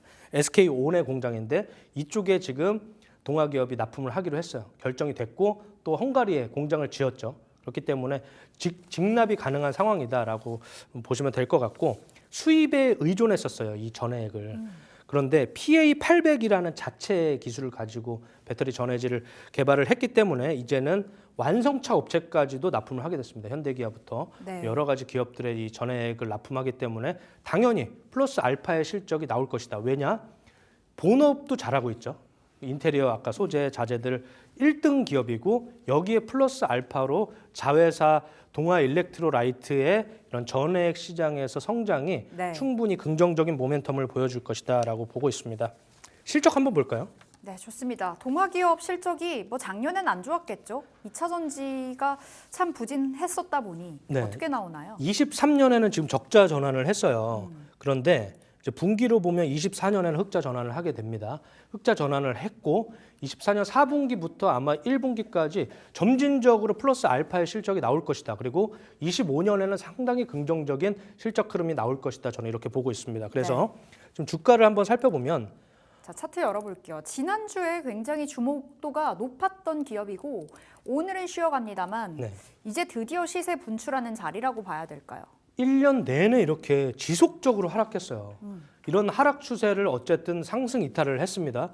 매물대도 상승 이탈을 했죠. 그리고 네. 지금 단기적으로 조정받고 있는 흐름인데, 자, 요 단기 매물을 지어보면 요 정도 가격, 한 11,000원 초반 구간을 지지만 해준다면 당연히 저는 기술적으로도 아주 좋은 셋업을 형성해 가고 있는 과정이다라고 보고 네. 동아기업이 2차 전지의 탑픽 중에 하나가 될 것이다. 저는 이렇게 보고 있습니다. 왜냐하면 이 전해액 수요가 엄청납니다. 생각보다 엄청 많은 기업들에서 필요하고 배터리 수요가 증가하면 2차 전지 캐즘이 해소되면서 전기차가 많이 팔리면 배터리도 많이 팔리겠죠. 그러면 전해질도, 전해액도 당연히 많이 팔리는 그런 구조다라고 말씀을 드리고 목표가는 보수적으로 한 우리 장기 매물은 28,000원까지 있습니다. 28,000원까지도 장기적인 관점에서는 가능하겠지만 조금 보수적으로 한 중간 정도 레벨인 19,000원 정도를 목표가로 설정을 하고요. 네. 현재가 11,000원에서 현재가 정도는 아까 말씀드렸듯이 한 11,000원 레벨을 깨지 않는다면 현재가에서 충분히 분할 매수 관점으로 대응이 가능하다라고 보고 9,800원 요 정도 가격 구간을 손절 구간으로 제시를 하도록 하겠습니다.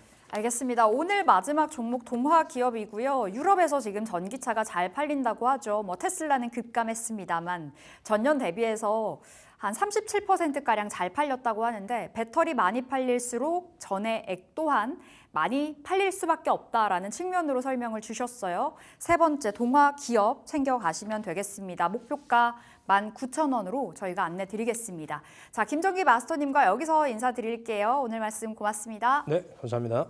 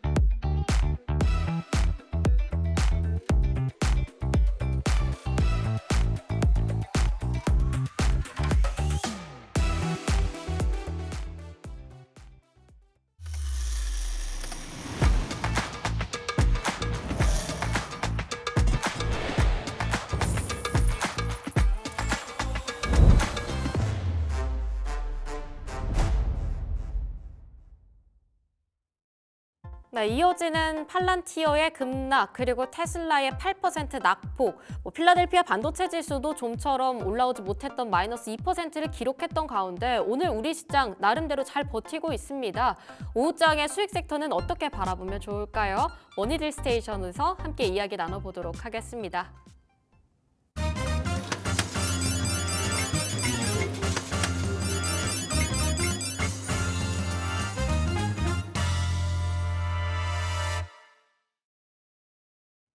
네, 오늘은 딜사이트 S의 민주 마스터와 함께 하도록 하겠습니다. 마스터님 안녕하세요. 안녕하세요. 네, 오늘 반도체 투톱이 서로 엇갈리는 흐름 계속 이어지고 있습니다. SK하이닉스가 오늘 1% 정도 빨간불을 켜주면서 20만 원 선을 버텨주곤 있는데 장중에 2%까지 올랐었던 걸 비교하면 확실히 관망세가 반도체 섹터 안에선 두드러지고 있다라는 생각도 들고요. 현재까지의 시장 어떻게 분석하고 계실까요? 네, 오늘자 일단 지수 자체가 이제 계속해서 엇갈리면서 진행이 되어지고 있는 것 같습니다. 그래서 나쁘지는 않은데 일단 보면은 최근에 좀 미국이 좀 힘들었죠. 그래서 지표들도 그렇고 지표들도 계속해서 안 좋았고 트럼프의 관세 부분에 있어서도 스태그플레이션에 대한 그런 우려도 보면 성장률은 좀 떨어지고 있다라고 보고 있습니다. 그래서 이슈들이 있고 그런 안 좋은 이슈들도 많이 나오고 있고 때문에 상승률 하락도 있었어요. 그래서 국내 정치적 이슈에서도 성장 동력에 대한 그런 부분에 정책 자금 집행들이 좀 지연이 되고 있다는 점. 이런 부분에 있어서 빨리 해결이 되고 관세 부분에 있어서도 3월까지의 흐름을 좀 살피고 4월에는 또 어느 정도 마무리가 될 것 같다라고 보고 있습니다. 일단 특히 어제 이제 테슬라가 하락하면서 어느 정도 우리 시장에서 좀 예견을 하지 않았나 그런 상황이었는데 국내 시장에서는 또 2차 전지주들의 하락이 나왔었지만 오늘 같은 경우에서는 좀 어느 정도 예상하고 2차 전지주들의 그런 반등이 나와주고 있었어요. 그래서 중요한 건 또 이제 오늘 밤에 이제 엔비디아 실적이 좀 중요하겠죠.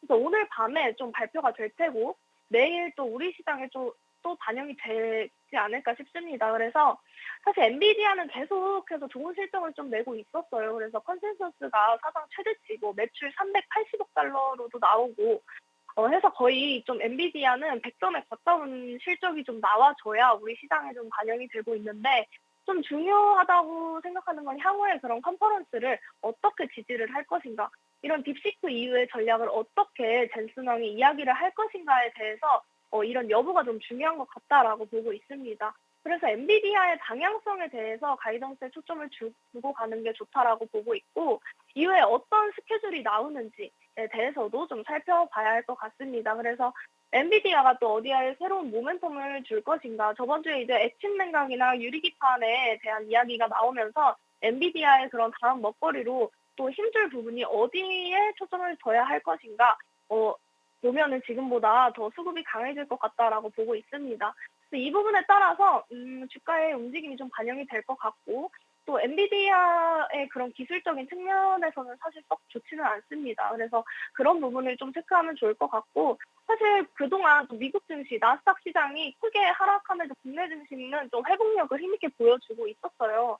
또 오늘 장 초반부터 또 오늘 우리 국내 증시는 좀 힘을 보여주고 있었고, 연기금도 뭐 사고는 있으나 상당히 소극적인 매수로 이제 수급적으로는 다소 조금 쉬어갈 수 있는 흐름이다라고 보고 있고, 물론 오늘 좀 크게 하락할 것 같지는 않지만 초반에 어느 정도 상승을 반영한 시가집이 약간 눌려서 좀 마감할 수도 있다라고 보고 있습니다. 그래서 사실상 이제 미국이 눌려주는 장에도 오늘은 장 초반에 좀 힘 있는 모습을 보여줬고, 한국이 어느 정도 이제 자리를 조금씩 잡아가려고 급등락을 계속해서 반복하면서 좀 흐름을 보여주고 있는 것 같습니다. 미국이랑 항생지수 비교해서도 우리나라 지수가 좀 그래도 좋은 편이긴 하니까, 그래서 관세나 그런 국내에 대한 정치적 이슈나 아직 해소해야 할 그런 부분들이 점차 불확실성이 좀 해소가 된다 하면은 3월 달에는 좀 이제 그런 조정 부분이 어느 정도 나와주고 4월 달부터는 기회를 잡아가면서 어떠한 회복 흐름을 보여주지 않을까라는 이야기를 들으면서 그런 부분에서 좀 체크를 하면 좋을 것 같습니다. 네, 수급에 있어서는 아쉬운 부분이 적잖이 있겠지만 그래도 우리 시장 방향성을 천천히 잡아가고 있다, 이렇게 바라보고 있다고 말씀 주셨는데요. 우선 오늘장의 특징 섹터 하나씩 열어보겠습니다. 첫 번째, 의료기기 가져와 주셨네요. 이 중국 한한령 해제에 대한 기대감 때문에 화장품주가 최근 들썩였는데, 미용 관련주라고 한다면 미용기기 관련주들도 함께 체크를 해봐야 할 것 같습니다. 특히 오늘 장 초반에 클래시스가 삼성전자 인수설 관련해서 여러 가지 움직임을 크게 보여주기도 했는데요. 어떤 포인트에 특히 주목하고 계실까요? 네, 오늘 이제 첫 번째 특징 섹터는 이제 의료기기인데, 일단 삼성전자랑 클래시스 이야기에 관련해서 의료기기 섹터들이 좀 다 같이 올라가 준 것 같아요. 클래시스랑 해서 다 같이 올라가 준 것 같은데, 최근에 이제 의료기기 섹터를 보면은 미용 의료기기 관련해서 사모펀드라든지 매각에 대한 이슈가 좀 있었습니다. 그래서 일단 국내 의료기기에 대한 시장을 코로나 이후에 지속적으로 좀 빠른 성장을 보여주면서 고성장 국면으로 좀 나타나고 있는데, 최근에 이제 파마 리서치 그 외에 뭐 휴젤이라던가 이런 여러 기업도 있지만 저는 일단 오늘 움직여는 이런 클래시스가 또 고전이다라고 보고 있습니다. 그래서 워낙 좋은 실적을 거두고 있고, 그다음에 뭐 소모품 판매에 비해서 이제 마진율이 높아지면서 계속해서 성장을 하는데 엄청난 고마진을 보여주고 있으니까 이쪽이 의외로 펀드도 계속해서 들어오고 있고, PE 쪽에서도 이쪽을 계속 베팅을 하기 시작을 했기 때문에 그쪽에서 이미 현재 이 사업에 대한 그런 매력들을 느끼고 있었다는 게 좀 중요한 포인트인 것 같다라고 말씀드리도록 하겠습니다. 그래서 클래시스 같은 경우는 여러 지역으로 또 들어가는데, 이제 뭐 다 잘했지만 이제 뭐 미국이나 중국으로 또 들어갈 때 고중파나 뭐 슈링크, 볼유머 뭐 이런 등등들의 여러 기기들이 있잖아요. 그런 기기들이 또 미국이나 중국으로 갈 수 있는 게 실적 그리고 마진으로 간다면 클래시스 계속해서 주목하면 좋을 것 같고, APR 같은 경우도 이제 K뷰티라는 말을 만들었죠, APR이 대표적으로. 그래서 APR이었고, 화장품 사업으로도 또 중국 사업으로 갔을 때 중국 바람이 좀 불었다가 최근에는 뭐 미국 쪽에서 중소기업들이 또 대박이 났었어요. 그래서 대기업 홍보가 아니라 SNS를 좀 통해서 입소문을 타서 좀 매출이 잘 나오고 있다는 거죠. 그래서 중소기업 쪽으로 매출이 많이 나오고 흥행이 되고 있다는 점에서 일단 한국콜마라든지 막 이런 종목들이 따라가고 있는데, 이제 최근에 이렇게 하고 나서 이제 수출 데이터를 좀 보게 되겠죠. 그래서 이 부분에 따라서 급등락도 하고 해서 계속 성장 사업이다라고 저는 보고 있습니다. 그래서 시장에서 집중하는 쪽이 사실 화장품은 좀 소외되고 있었다라고 보고 최근에는 첨단 산업이라던가 이제 방산, 조선 이쪽으로 좀 많이 보게 되는데 미용 쪽도 실적이 좀 좋은 상황인 편이라 봐도 비중을 조금씩 실어 가셔도 미용 의료기기 쪽으로 가도 좋다라고 저는 보고 있습니다. 그런 관점에서 이제 미용 의료기기 쪽 비중을 좀 실어도 좋다라고 보고 있고, 그래서 계속해서 병원에도 진화를 계속 하고 있죠. 그 안에서도 의료기기가 계속 생산이 될 거라고 보고 있습니다. 그래서 수출 데이터를 또 발표할 때마다 예상치를 또 채우지 못하면 변동성은 좀 크기 때문에 이 부분 체크하면서 가면 꾸준한 성장도 보일 수 있을 거다라고 보고 있고, 이제 클래시스, 오늘 이제 관심주로도 제가 클래시스를 가지고 왔습니다. 그래서 일단 관심주로 클래시스 한번 보자면, 또 삼성전자에 인수될 거다라는 이야기에 뉴스가 나오면서 장 초반에는 엄청난 급등이 나왔었고, 이후에 윗꼬리가 달면서 좀 빠졌었어요. 그래서 여튼 공식적으로 지금 시점에서 이제 삼성이 인수를 부인하는 게 인정을 하지 않는다라고 보고 있는 게 이제 레인보우 로보틱스 때랑 좀 비슷하다라고 보면 됩니다. 그래서 레인보우 로보틱스도 처음에는 좀 부인을 했었거든요. 그렇기 때문에 일단 삼성전자랑 엮여 있다라는 것 자체가 좀 부각이 될 만하다라고 보고 있고, 추후에 정말 인수를 좀 하게 된다면 또 이런 부각을 받을 수 있겠죠. 그래서 차트상 고점이긴 하지만 이 부분에 있어서는 단기적으로 보는 게 좋다라고 보고, 일단 아시다시피 기술력이 있고 또 실력이 좀 계속해서 좋아지고 있는 종목입니다.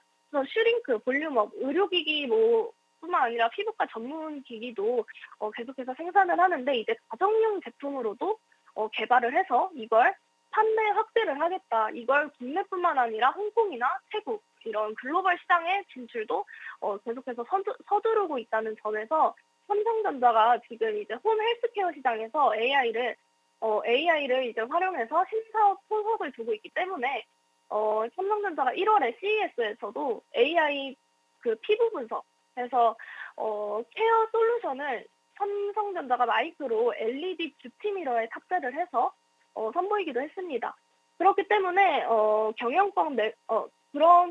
그런 이유도 있고 또 경영권 매각을 계속해서 추진을 하고 있죠. 그래서 기사의 매각 대상은 이제 베인캐피탈이고, 이 경영권 프리미엄을 고려를 하면 매각가가 3조 원에 달하는 걸, 이걸 이제 누가 인수를 하냐 하면은 이걸 또 삼성전자가 하겠다고 해서 이 인수를 추진하겠다라고 이야기가 나오고 있는 거기 때문에 삼성전자 영향으로 오늘 좀 움직여졌다라고 보고 있고, 일단 삼성전자가 엮여 있기 때문에 어떤 모멘텀에 대한 재료들은 남아 있으니까 일단 너무 한번 차트 같이 보도록 하겠습니다. 일단 차트 보시면은 너무 고점이잖아요. 주봉상으로 너무 고점이긴 하는데 일봉상으로 봤을 때 이제 윗꼬리단 음봉양화 형성이 되었고, 분봉상으로 봤을 때 보시면은 윗꼬리단 양봉 한번 형성이 되고 계속해서 주가를 계속해서 뺐습니다. 그렇죠?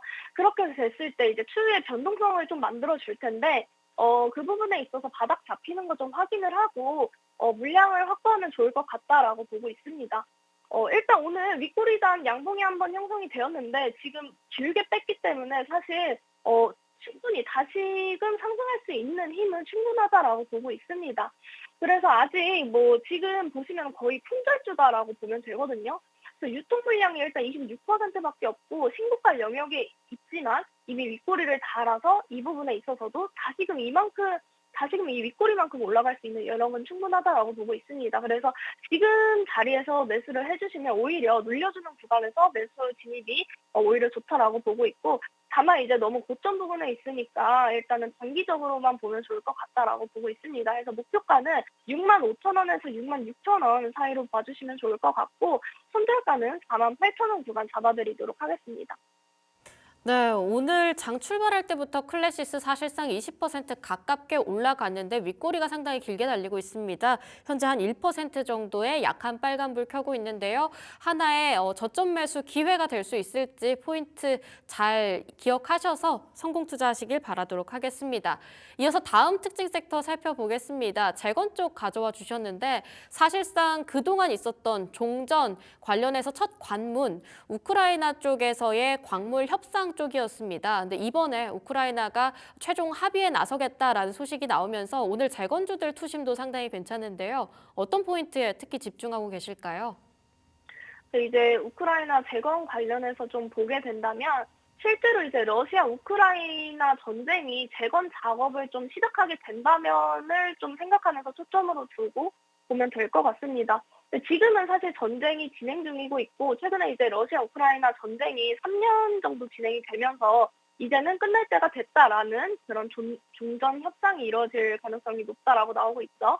그래서 여기에 이제 재건 작업이 본격적으로 진행이 되면 이제 여기에 돈을 유럽과 미국이 되겠다고 했고 이 부분에 있어서 대규모 자금이 들어가게 된다면 우크라이나는 이제 나라를 새롭게 이제 짓게 되는 거겠죠. 그래서 원래는 소련 국가에서 이제 동쪽 국가였는데 지금은 서쪽으로 해서 여기에 대규모 자금이 들어가게 된다면 이걸 수주해서 돈을 벌 가능성이 굉장히 크거든요.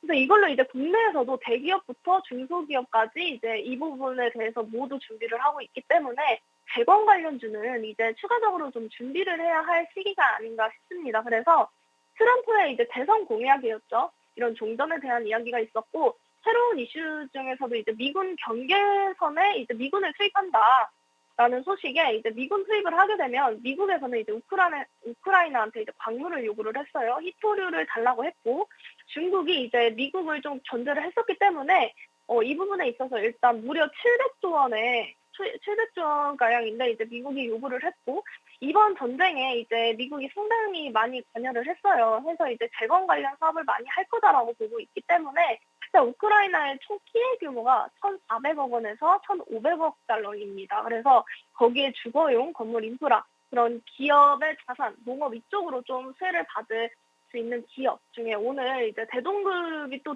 대동기어가 굉장히 많이 올라가줬어요. 그 외에도 이제 건설, 도로포장, 원재료 이런 부분들에 대해서도 3월에 평화회담이 있을 거기 때문에 이런 종전이라는 그런 마지막 뉴스가 나오기 전까지는 챙겨볼 섹터 위주로 좀 보면 좋을 것 같고 주택건설이나 뭐 주택건설 관련해서 전진건설 로봇 얘도 굉장히 좋다. 이 종목도 굉장히 좋다라고 보고 있고 대동기업도 오늘 굉장히 좋았기 때문에 또 오늘 광물협정 체결 임박 소식해서 움직여졌고요. 건설기계 재건 좋습니다. 해서 28일 날 광물 협정에 대한 서명 체크하면서 체결이 된다 하면 종전에 대한 기대감을 움직여주는 그런 섹터들, 종목들 이후에도 좀 기대감 있게 봐도 좋다라고 보고 있습니다. 그래서 그때는 이제 핵심 종목들 위주로 가지고 가면 좋을 것 같고 오늘 또 핫했던 대동 기업 그리고 오늘의 관심주는 대동으로 가지고 왔습니다. 그래서 지금 현재 대동이나 대동기업 굉장히 핫하고 좋지만 기존에 이제 우크라이나 매출 비중이 있었던 그런 북미를 통해서 우크라이나 재건에 참여할 가능성이 있는 그런 기업으로 대동그룹이 굉장히 좋게 흘러가고 있죠. 그래서 어차피 우크라이나에서 농기계 자율주행으로 붙어서 또 넘어간다라고 하면은 메리트가 있다라고 보고 있습니다. 그래서 중장기적으로 봐도 좋다라고 보고 지금 재건 관련 이슈도 지속적으로 부각이 되고 있기 때문에 미국 그리고 우크라이나 광물 협정에 대한 합의점 도달에 대한 이야기가 나오면서 28일 날 체크를 하면 좋을 것 같고 젤렌스키랑 이제 트럼프 대통령이 또 방문을 한다라는 이슈가 나오면서 관련 뉴스로도 농기계 농업 관련해서 상승을 해주고 있습니다. 우크라이나는 아무래도 선대국 중 지대 중 하나로 그 연간 트랙터 수입액이 1조 원 이상으로 좀 가져가고 있습니다. 여기에서 이제 재건에 대한 부분 그리고 농경지에 대한 회복이 좀 빠르게 필요한 시점에서 농경지 이제 시설 복구, 생산성 회복이 빠르게 회복이 되어야 한다는 점 체크를 해야 될 것 같고 실제로 대동 같은 경우에는 지난해 우크라이나 수익 총판으로 3년간 300억 원으로 이제 트랙터를 공급을 했습니다. 그래서 추가적인 수주를 기대해 볼 만하다라고 보고 있어요. 그래서 이럴 때 따라가는 종목보다는 또 이슈가 있는 종목들에서 눌림목이 있을 때 진입을 하는 것도 좋다라고 봅니다. 그래서 일단은 대동 차트 보도록 할게요. 여지껏 이제 계속해서 주가가 빠졌어요. 너무나 이제 또 명확했던 그런 매직 구간이 또 있었습니다. 일봉상으로 봤을 때 이날 그리고 이날 크게 빠져줬죠. 이후에 또 잠깐의 조정이 있었지만 다시금 좀 반등 보여주면서 지금 자리에서 기회를 잡아도 좋다라고 저는 보고 있습니다. 그래서 지금 현재가에서 매수를 좀 해주신다 하면은 목표가는 16,000원, 15,000원에서 16,000원 잡아드리고요. 손절가는 10,000원 제시해드리도록 하겠습니다. 우크라이나 재건 관련주로 대동받아봤습니다. 중장기적으로 끌고 가기도 좋은 종목이다라고 말씀 주셨는데요. 재건 섹터가 최근 눌림이 있었던 만큼 다시 한번 수급이 들어온다고 한다면 긍정적인 흐름도 함께 기대해 볼 수 있겠다 목표가 잡아주셨습니다. 자, 이렇게 섹터 안에서의 탑픽주까지 하나씩 받아봤는데요. 오늘의 스페셜 공략주 살펴보겠습니다. 휴스틸, 철강주 가져와 주셨는데 아무래도 관세 이슈가 또 시장에서 화두가 되면서 철강주도 움직임이 있었습니다. 3거래일 연속 오름세, 오늘은 좀 쉬어가고 있는 흐름이요. 현재가 매수도 어떻게 보시는지 궁금합니다. 네, 일단 휴스틸, 방관 제조업체고요. 배관용 강관, 그리고 구조용, 그리고 유정용 관관 등으로 다양한 산업 분야에서 활용되는 그런 관광 제품의 생산 기업입니다. 그래서 일단 미국 생산 기지가 거점에 있다는 게 확인이 되어서 가지고 왔어요. 그래서 요새 미국 생산 기지, 미국산 킥포인트가 있는 종목들이 좀 요즘 많이 움직여주고 있다라고 보고 있습니다. 그래서 넥스틸도 그렇고 휴스틸도 이제는 움직여줄 수 있다라고 해서 트럼프 알래스카 LNG 관련해서도 넥스틸, 휴스틸, 그리고 세아대강 이 세 종목이 휴스틸 같은 경우는 19년도부터 해서 1,244억 원을 투자를 했고 텍사스주 그런 휴스턴 지역에서 여기에 이미 공관 생산 기지를 건설을 완료했습니다. 그래서 생산 작업이 진행이 됐다라고 보고 있는데 작년에 비해서 글로벌 관광 수요 부진 그리고 원자재 가격 상승으로 인해서 매출액 대비 영업이익이 좀 감소한 바가 있습니다. 있지만 이제 미국 에너지 시장에서의 성과 그리고 대북경 강관 그리고 수요 확대 이런 부분에서 중장기적으로 긍정적으로 바라봐도 좋다라고 보고 있습니다.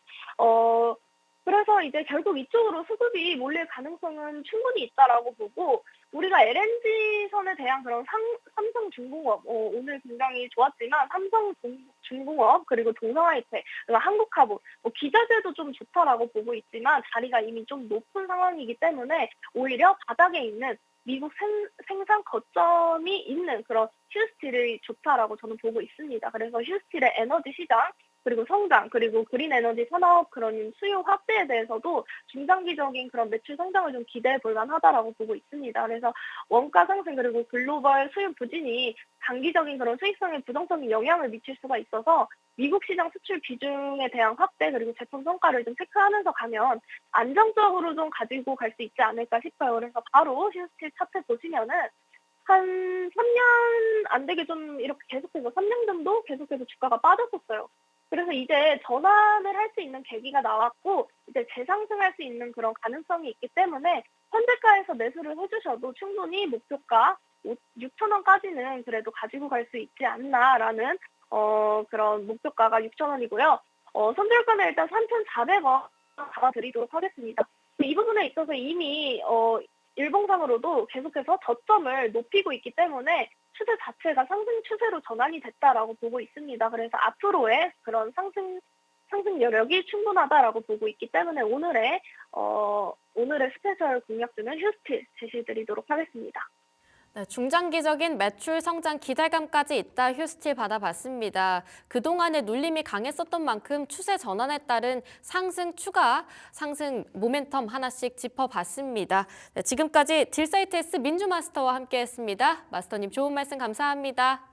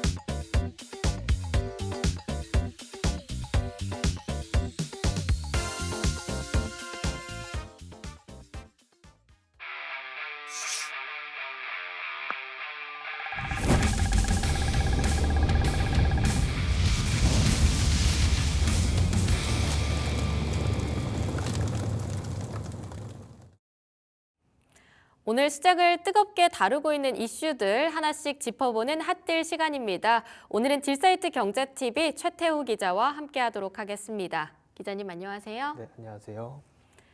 네, 화면 통해서 현재 가장 높은 클릭률을 보여주고 있는 헤드라인 하나씩 확인해 보도록 하겠습니다.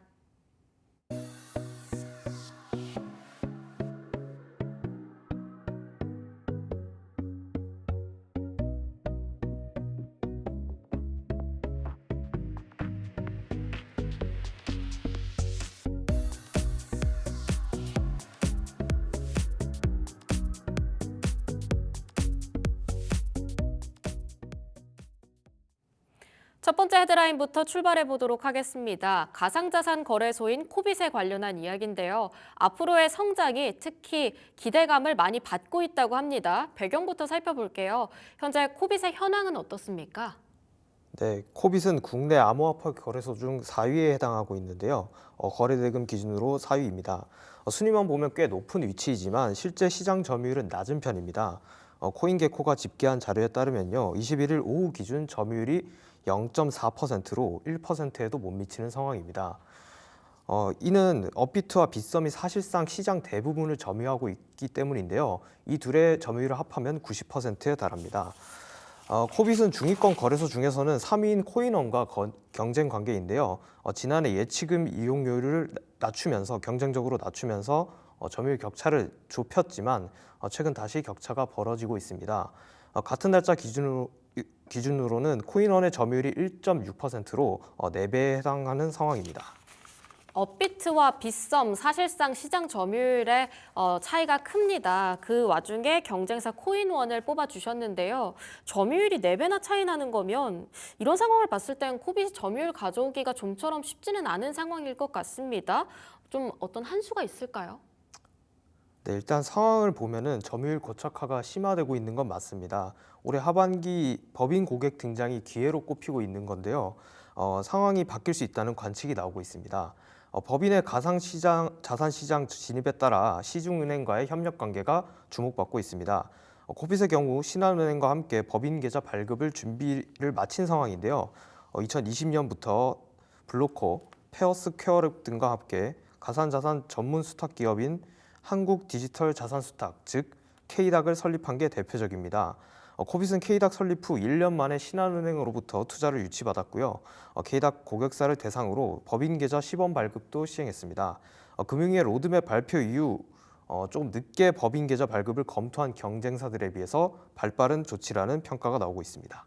네, 상황이 바뀌려면 이 시중은행과의 협력 관계가 꽤 중요할 것 같다 이렇게 말씀을 주셨는데 코빗이 다른 시중은행과의 접점을 차근차근 늘려가고 있다 이런 소식도 계속 들리고 있는 것 같습니다.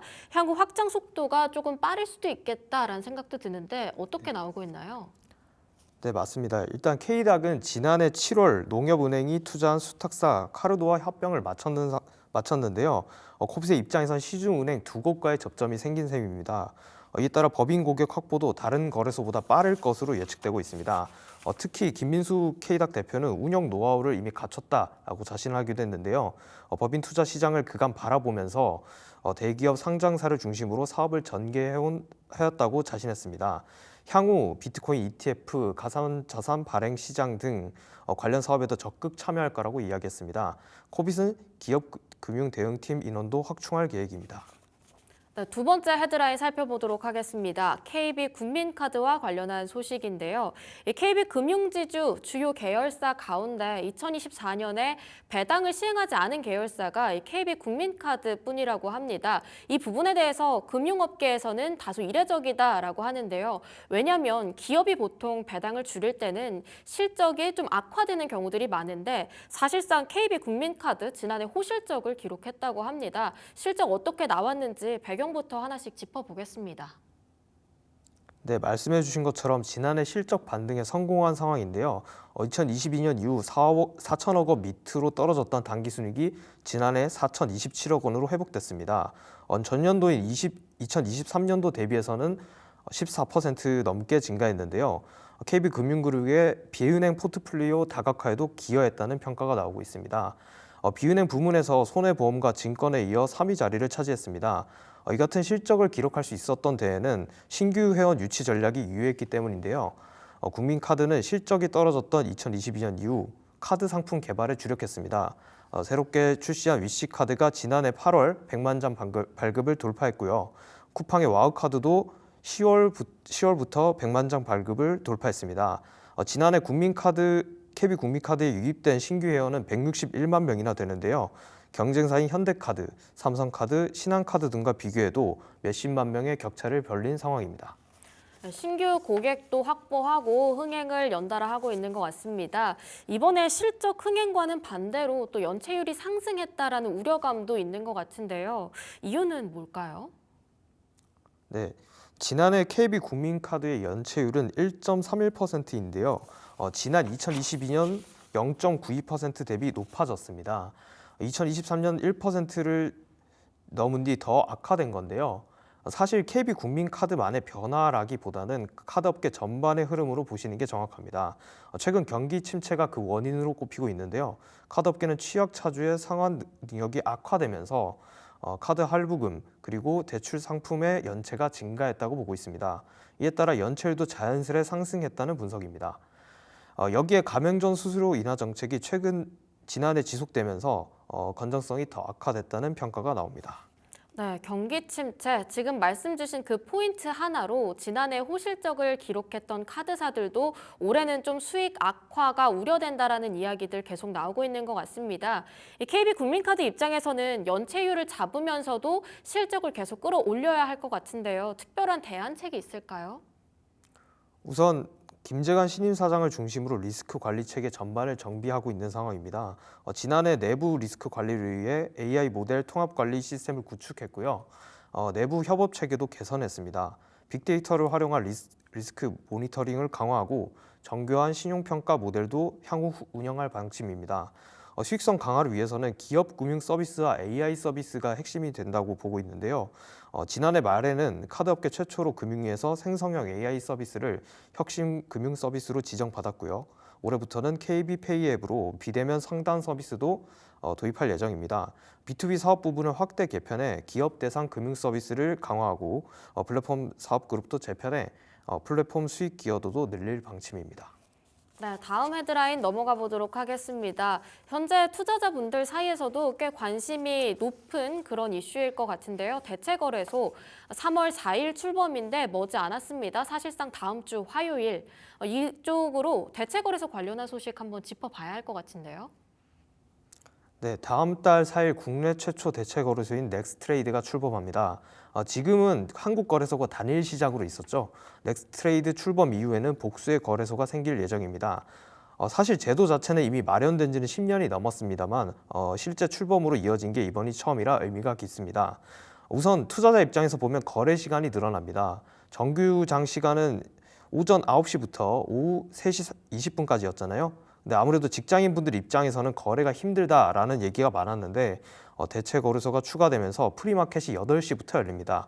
장마감 이후에는 오후 8시까지 애프터 마켓이 열리고요. 하루 최대 12시간 거래가 가능해질 예정입니다. 네, 하루 최대 12시간까지 거래가 가능해진다. 말씀 주셨던 것처럼 기존에 퇴근하고 거래가 힘들었었던 직장인 분들께서는 나름 반길 수 있는 소식이지 않을까 싶습니다. 다만 또 변동성이 더 커지지 않을까, 이 득일까 실일까에 대한 얘기들은 좀 계속 이어지고 있는 것 같고요. 무엇보다 수수료 쪽으로는 긍정적인 이야기들이 꽤 나오고 있는 것 같습니다.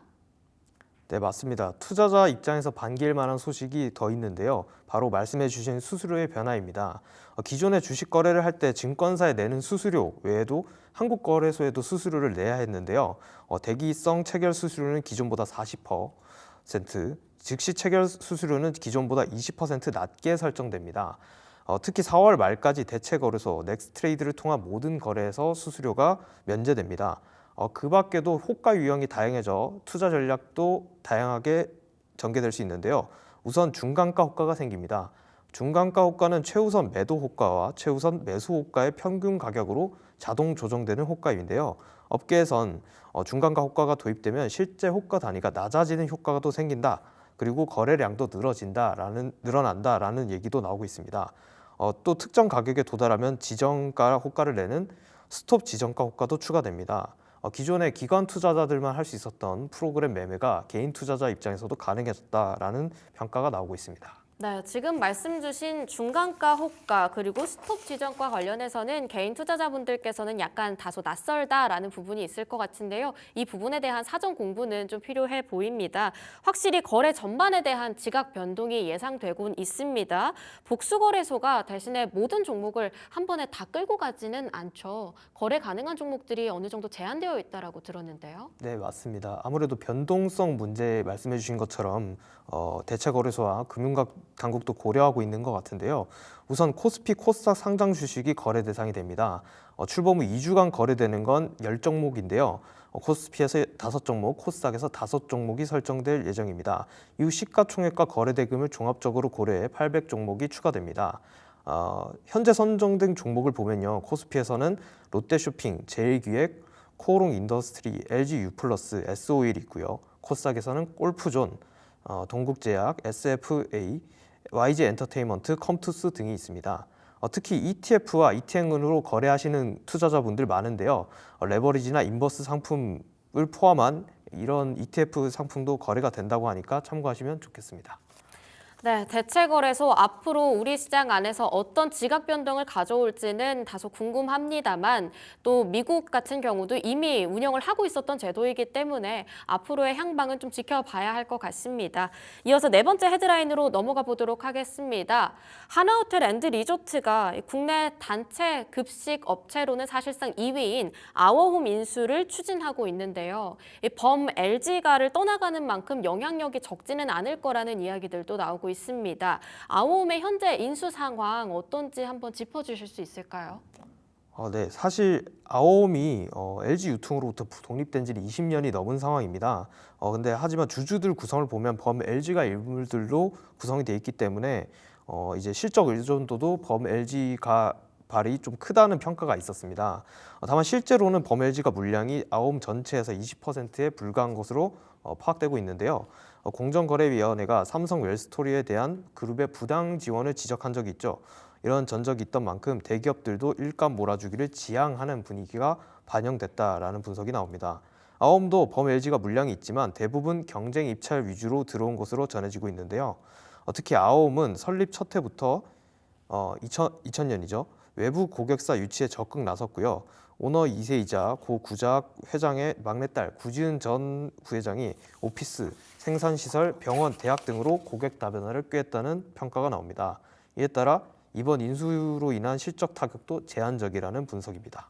실적 의존도에 대한 이야기들이 다소 우려사항으로 자리했던 것 같은데 말씀 주신 내용들을 봤을 때는 타격이 좀 적다 이런 분석들이 조금은 더 힘을 싣고 있는 것 같습니다. 하지만 범 LG가 물량이 있다는 건 여전히 우려돼야 하는 그런 부분일 것 같은데요. 회사 쪽에서는 이에 대해서 어떤 전략을 내세우고 있습니까? 네, 말씀해 주신 것처럼 시장에서도 선제적 대응이 필요하다라는 목소리가 나오고 있습니다. 한국신용평가도 이달 보고서에서 물량 이탈을 우려해서 신규 사업장 수주가 필요하다라는 취지의 내용을 냈는데요. 다만 회사는 LG 분리 이후 영업 기반을 탄탄하게 이미 다졌다라는 입장입니다. 기존과는 일부 관계자들 위주의 영업이 있었던 그런 환경이 있었던 건 맞지만 신입사원 품평회가 생기는 기업들도 있던 만큼 영업 환경 자체가 경쟁이 치열해졌다라는 건데요. 이런 점에도 경쟁 입찰에 성공했다는 것을 긍정적으로 봤습니다. 무엇보다 기존 계약건들이 단연 계약으로 구성된 점을 강조했는데요. 범 LG가 물량이 빠지더라도 계약 만료까지 기한이 많이 남은 만큼 당장의 물량이 빠질 염려가 적다는 게 회사 쪽 설명입니다. 네, 그렇다면 한화가 아워홈 인수에 이렇게 관심을 두고 있는 이유에 대해서도 한번 짚어봐야 할 것 같습니다. 지금 현재 경영에 참여하고 있는 김동선 부회장의 경우는 미국의 버거 브랜드 아마 다들 알고 계실 것 같습니다. 파이브가이즈를 국내에 들여온 분이시기도 한데요. 그만큼 푸드테크 쪽으로 조금 더 전략이 집중되는 거 아니냐 이런 얘기들도 좀 나오고 있는 것 같습니다. 이번 아워홈 인수 특히 어느 쪽에 집중하고 있습니까? 네, 말씀해 주신 것처럼 김동선 부사장의 역할이 좀 컸다라는 분석이 나오고 있는데요. 과거부터 말씀해 주신 것처럼 푸드테크 사업에 대한 관심이 많은 걸로 알려져 있죠. 때문에 시장에서도 이런 관심이 영향을 줬을 걸로 보고 있습니다. 하나갤러리아, 하나생명의 구내식당은 김 부사장이 앞서 매각했던 푸디스트가 운영 중입니다. 또 하나로보틱스, 하나모멘텀도 풀무원이 운영 중인데 그 구내식당도 풀무원이 운영 중인데요. 이들 식당을 아홈이 대체할 수 있다는 점이 가장 큰 이유로 꼽히고 있습니다. 특히 아홈은 푸드테크를 활용한 단체 급식 사업 프로세스 혁신에 집중하고 있는데요. 빅데이터 활용 식수 예측, 메뉴 큐레이션 기술 개발, 고도화 등의 기술을 활용 중입니다. 이 밖에도 바리스타 로봇, 자동화 조리 시스템 등도 도입할 예정입니다. 네, 5번째 헤드라인 출발해 보도록 하겠습니다. 하나투자증권이 지난해 전년 대비해서 꽤 개선된 실적을 기록했다라고 하는데요. 이 업계 최상위 증권사답게 전 사업 부문이 고루 성장했다고 합니다. 다만 특히나요, 이 자산관리, WM 부문의 성장이 실적 성장을 더욱더 끌었다라는 이야기들도 함께 나오고 있습니다. 올해도 이 WM 부문에서의 경쟁력을 강화하겠다라는 소식도 함께 전해지고 있는데요. 이 이야기도 함께 짚어보겠습니다. 네, 한국투자증권이 지난해 연결 기준 당기순이익과 영업이익을 1조 원을 넘기며 호실적을 기록했는데요. 요새 1조 클럽 넘어가는 증권사들 많은데 역시 최상위권 증권사답게 모범적인 면모를 보여줬다는 평가가 나오고 있습니다. 특히 회사는 자산관리, WM 부문의 성장이 실적에 기여했다고 설명했는데요. 실제 개인 고객 금융상품 잔고가 전년 대비 27% 늘어난 67조 7,300억 원을 기록했습니다. 매달 1조 2천억 원의 자금이 유입된 건데요. 때문에 시장의 눈길도 끌고 있습니다. 근데 이 WM 부문 성장이 실적 호조에 좀 어느 정도 견인을 했다 이렇게 얘기를 들었을 때는 WM 수익이 꽤 늘어났을 것 같다라고 생각을 했는데 실제 수익은 감소했다고요?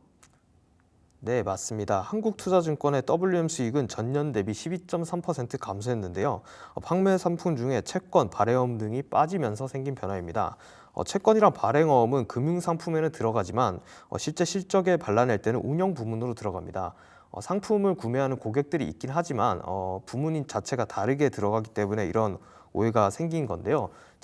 재무제표상으로는 WM 수익이 감소한 것처럼 보이지만 운영 부문 수익은 지난해보다 82%나 증가해 전체 부문 중 가장 많은 비중을 차지했습니다. 사실상 WM에서 좋은 실적을 거둔 거라고 볼 수 있겠습니다. 다만 채권과 발행어음 판매 호조에도 아쉬운 부분은 있는데요.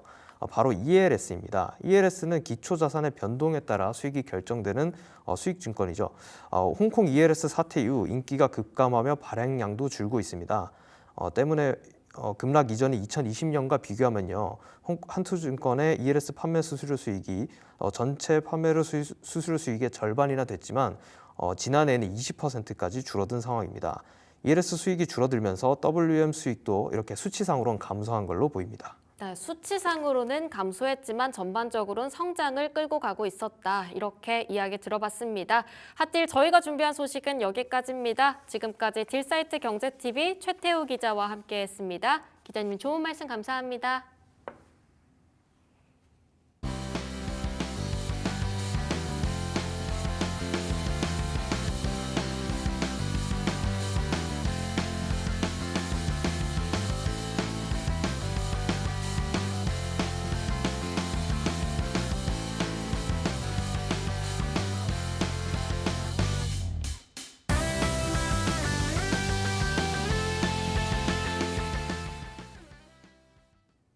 네, 우려와 다르게 오늘 우리 시장 확실히 체력이 아직까지 끊이지 않았다라는 생각이 듭니다. 한 주의 가운데까지 벌써 오셨습니다. 남아있는 오후장까지 성공 투자 끌고 가시면 좋겠는데요. 저희 3부가 계속될 예정입니다. 3부 통해서 함께 다양한 투자 전략 꿰보시면 좋을 것 같고요. 저희는 잠시 여기서 물러났다가 내일 이 시간에 다시 찾아뵙도록 하겠습니다.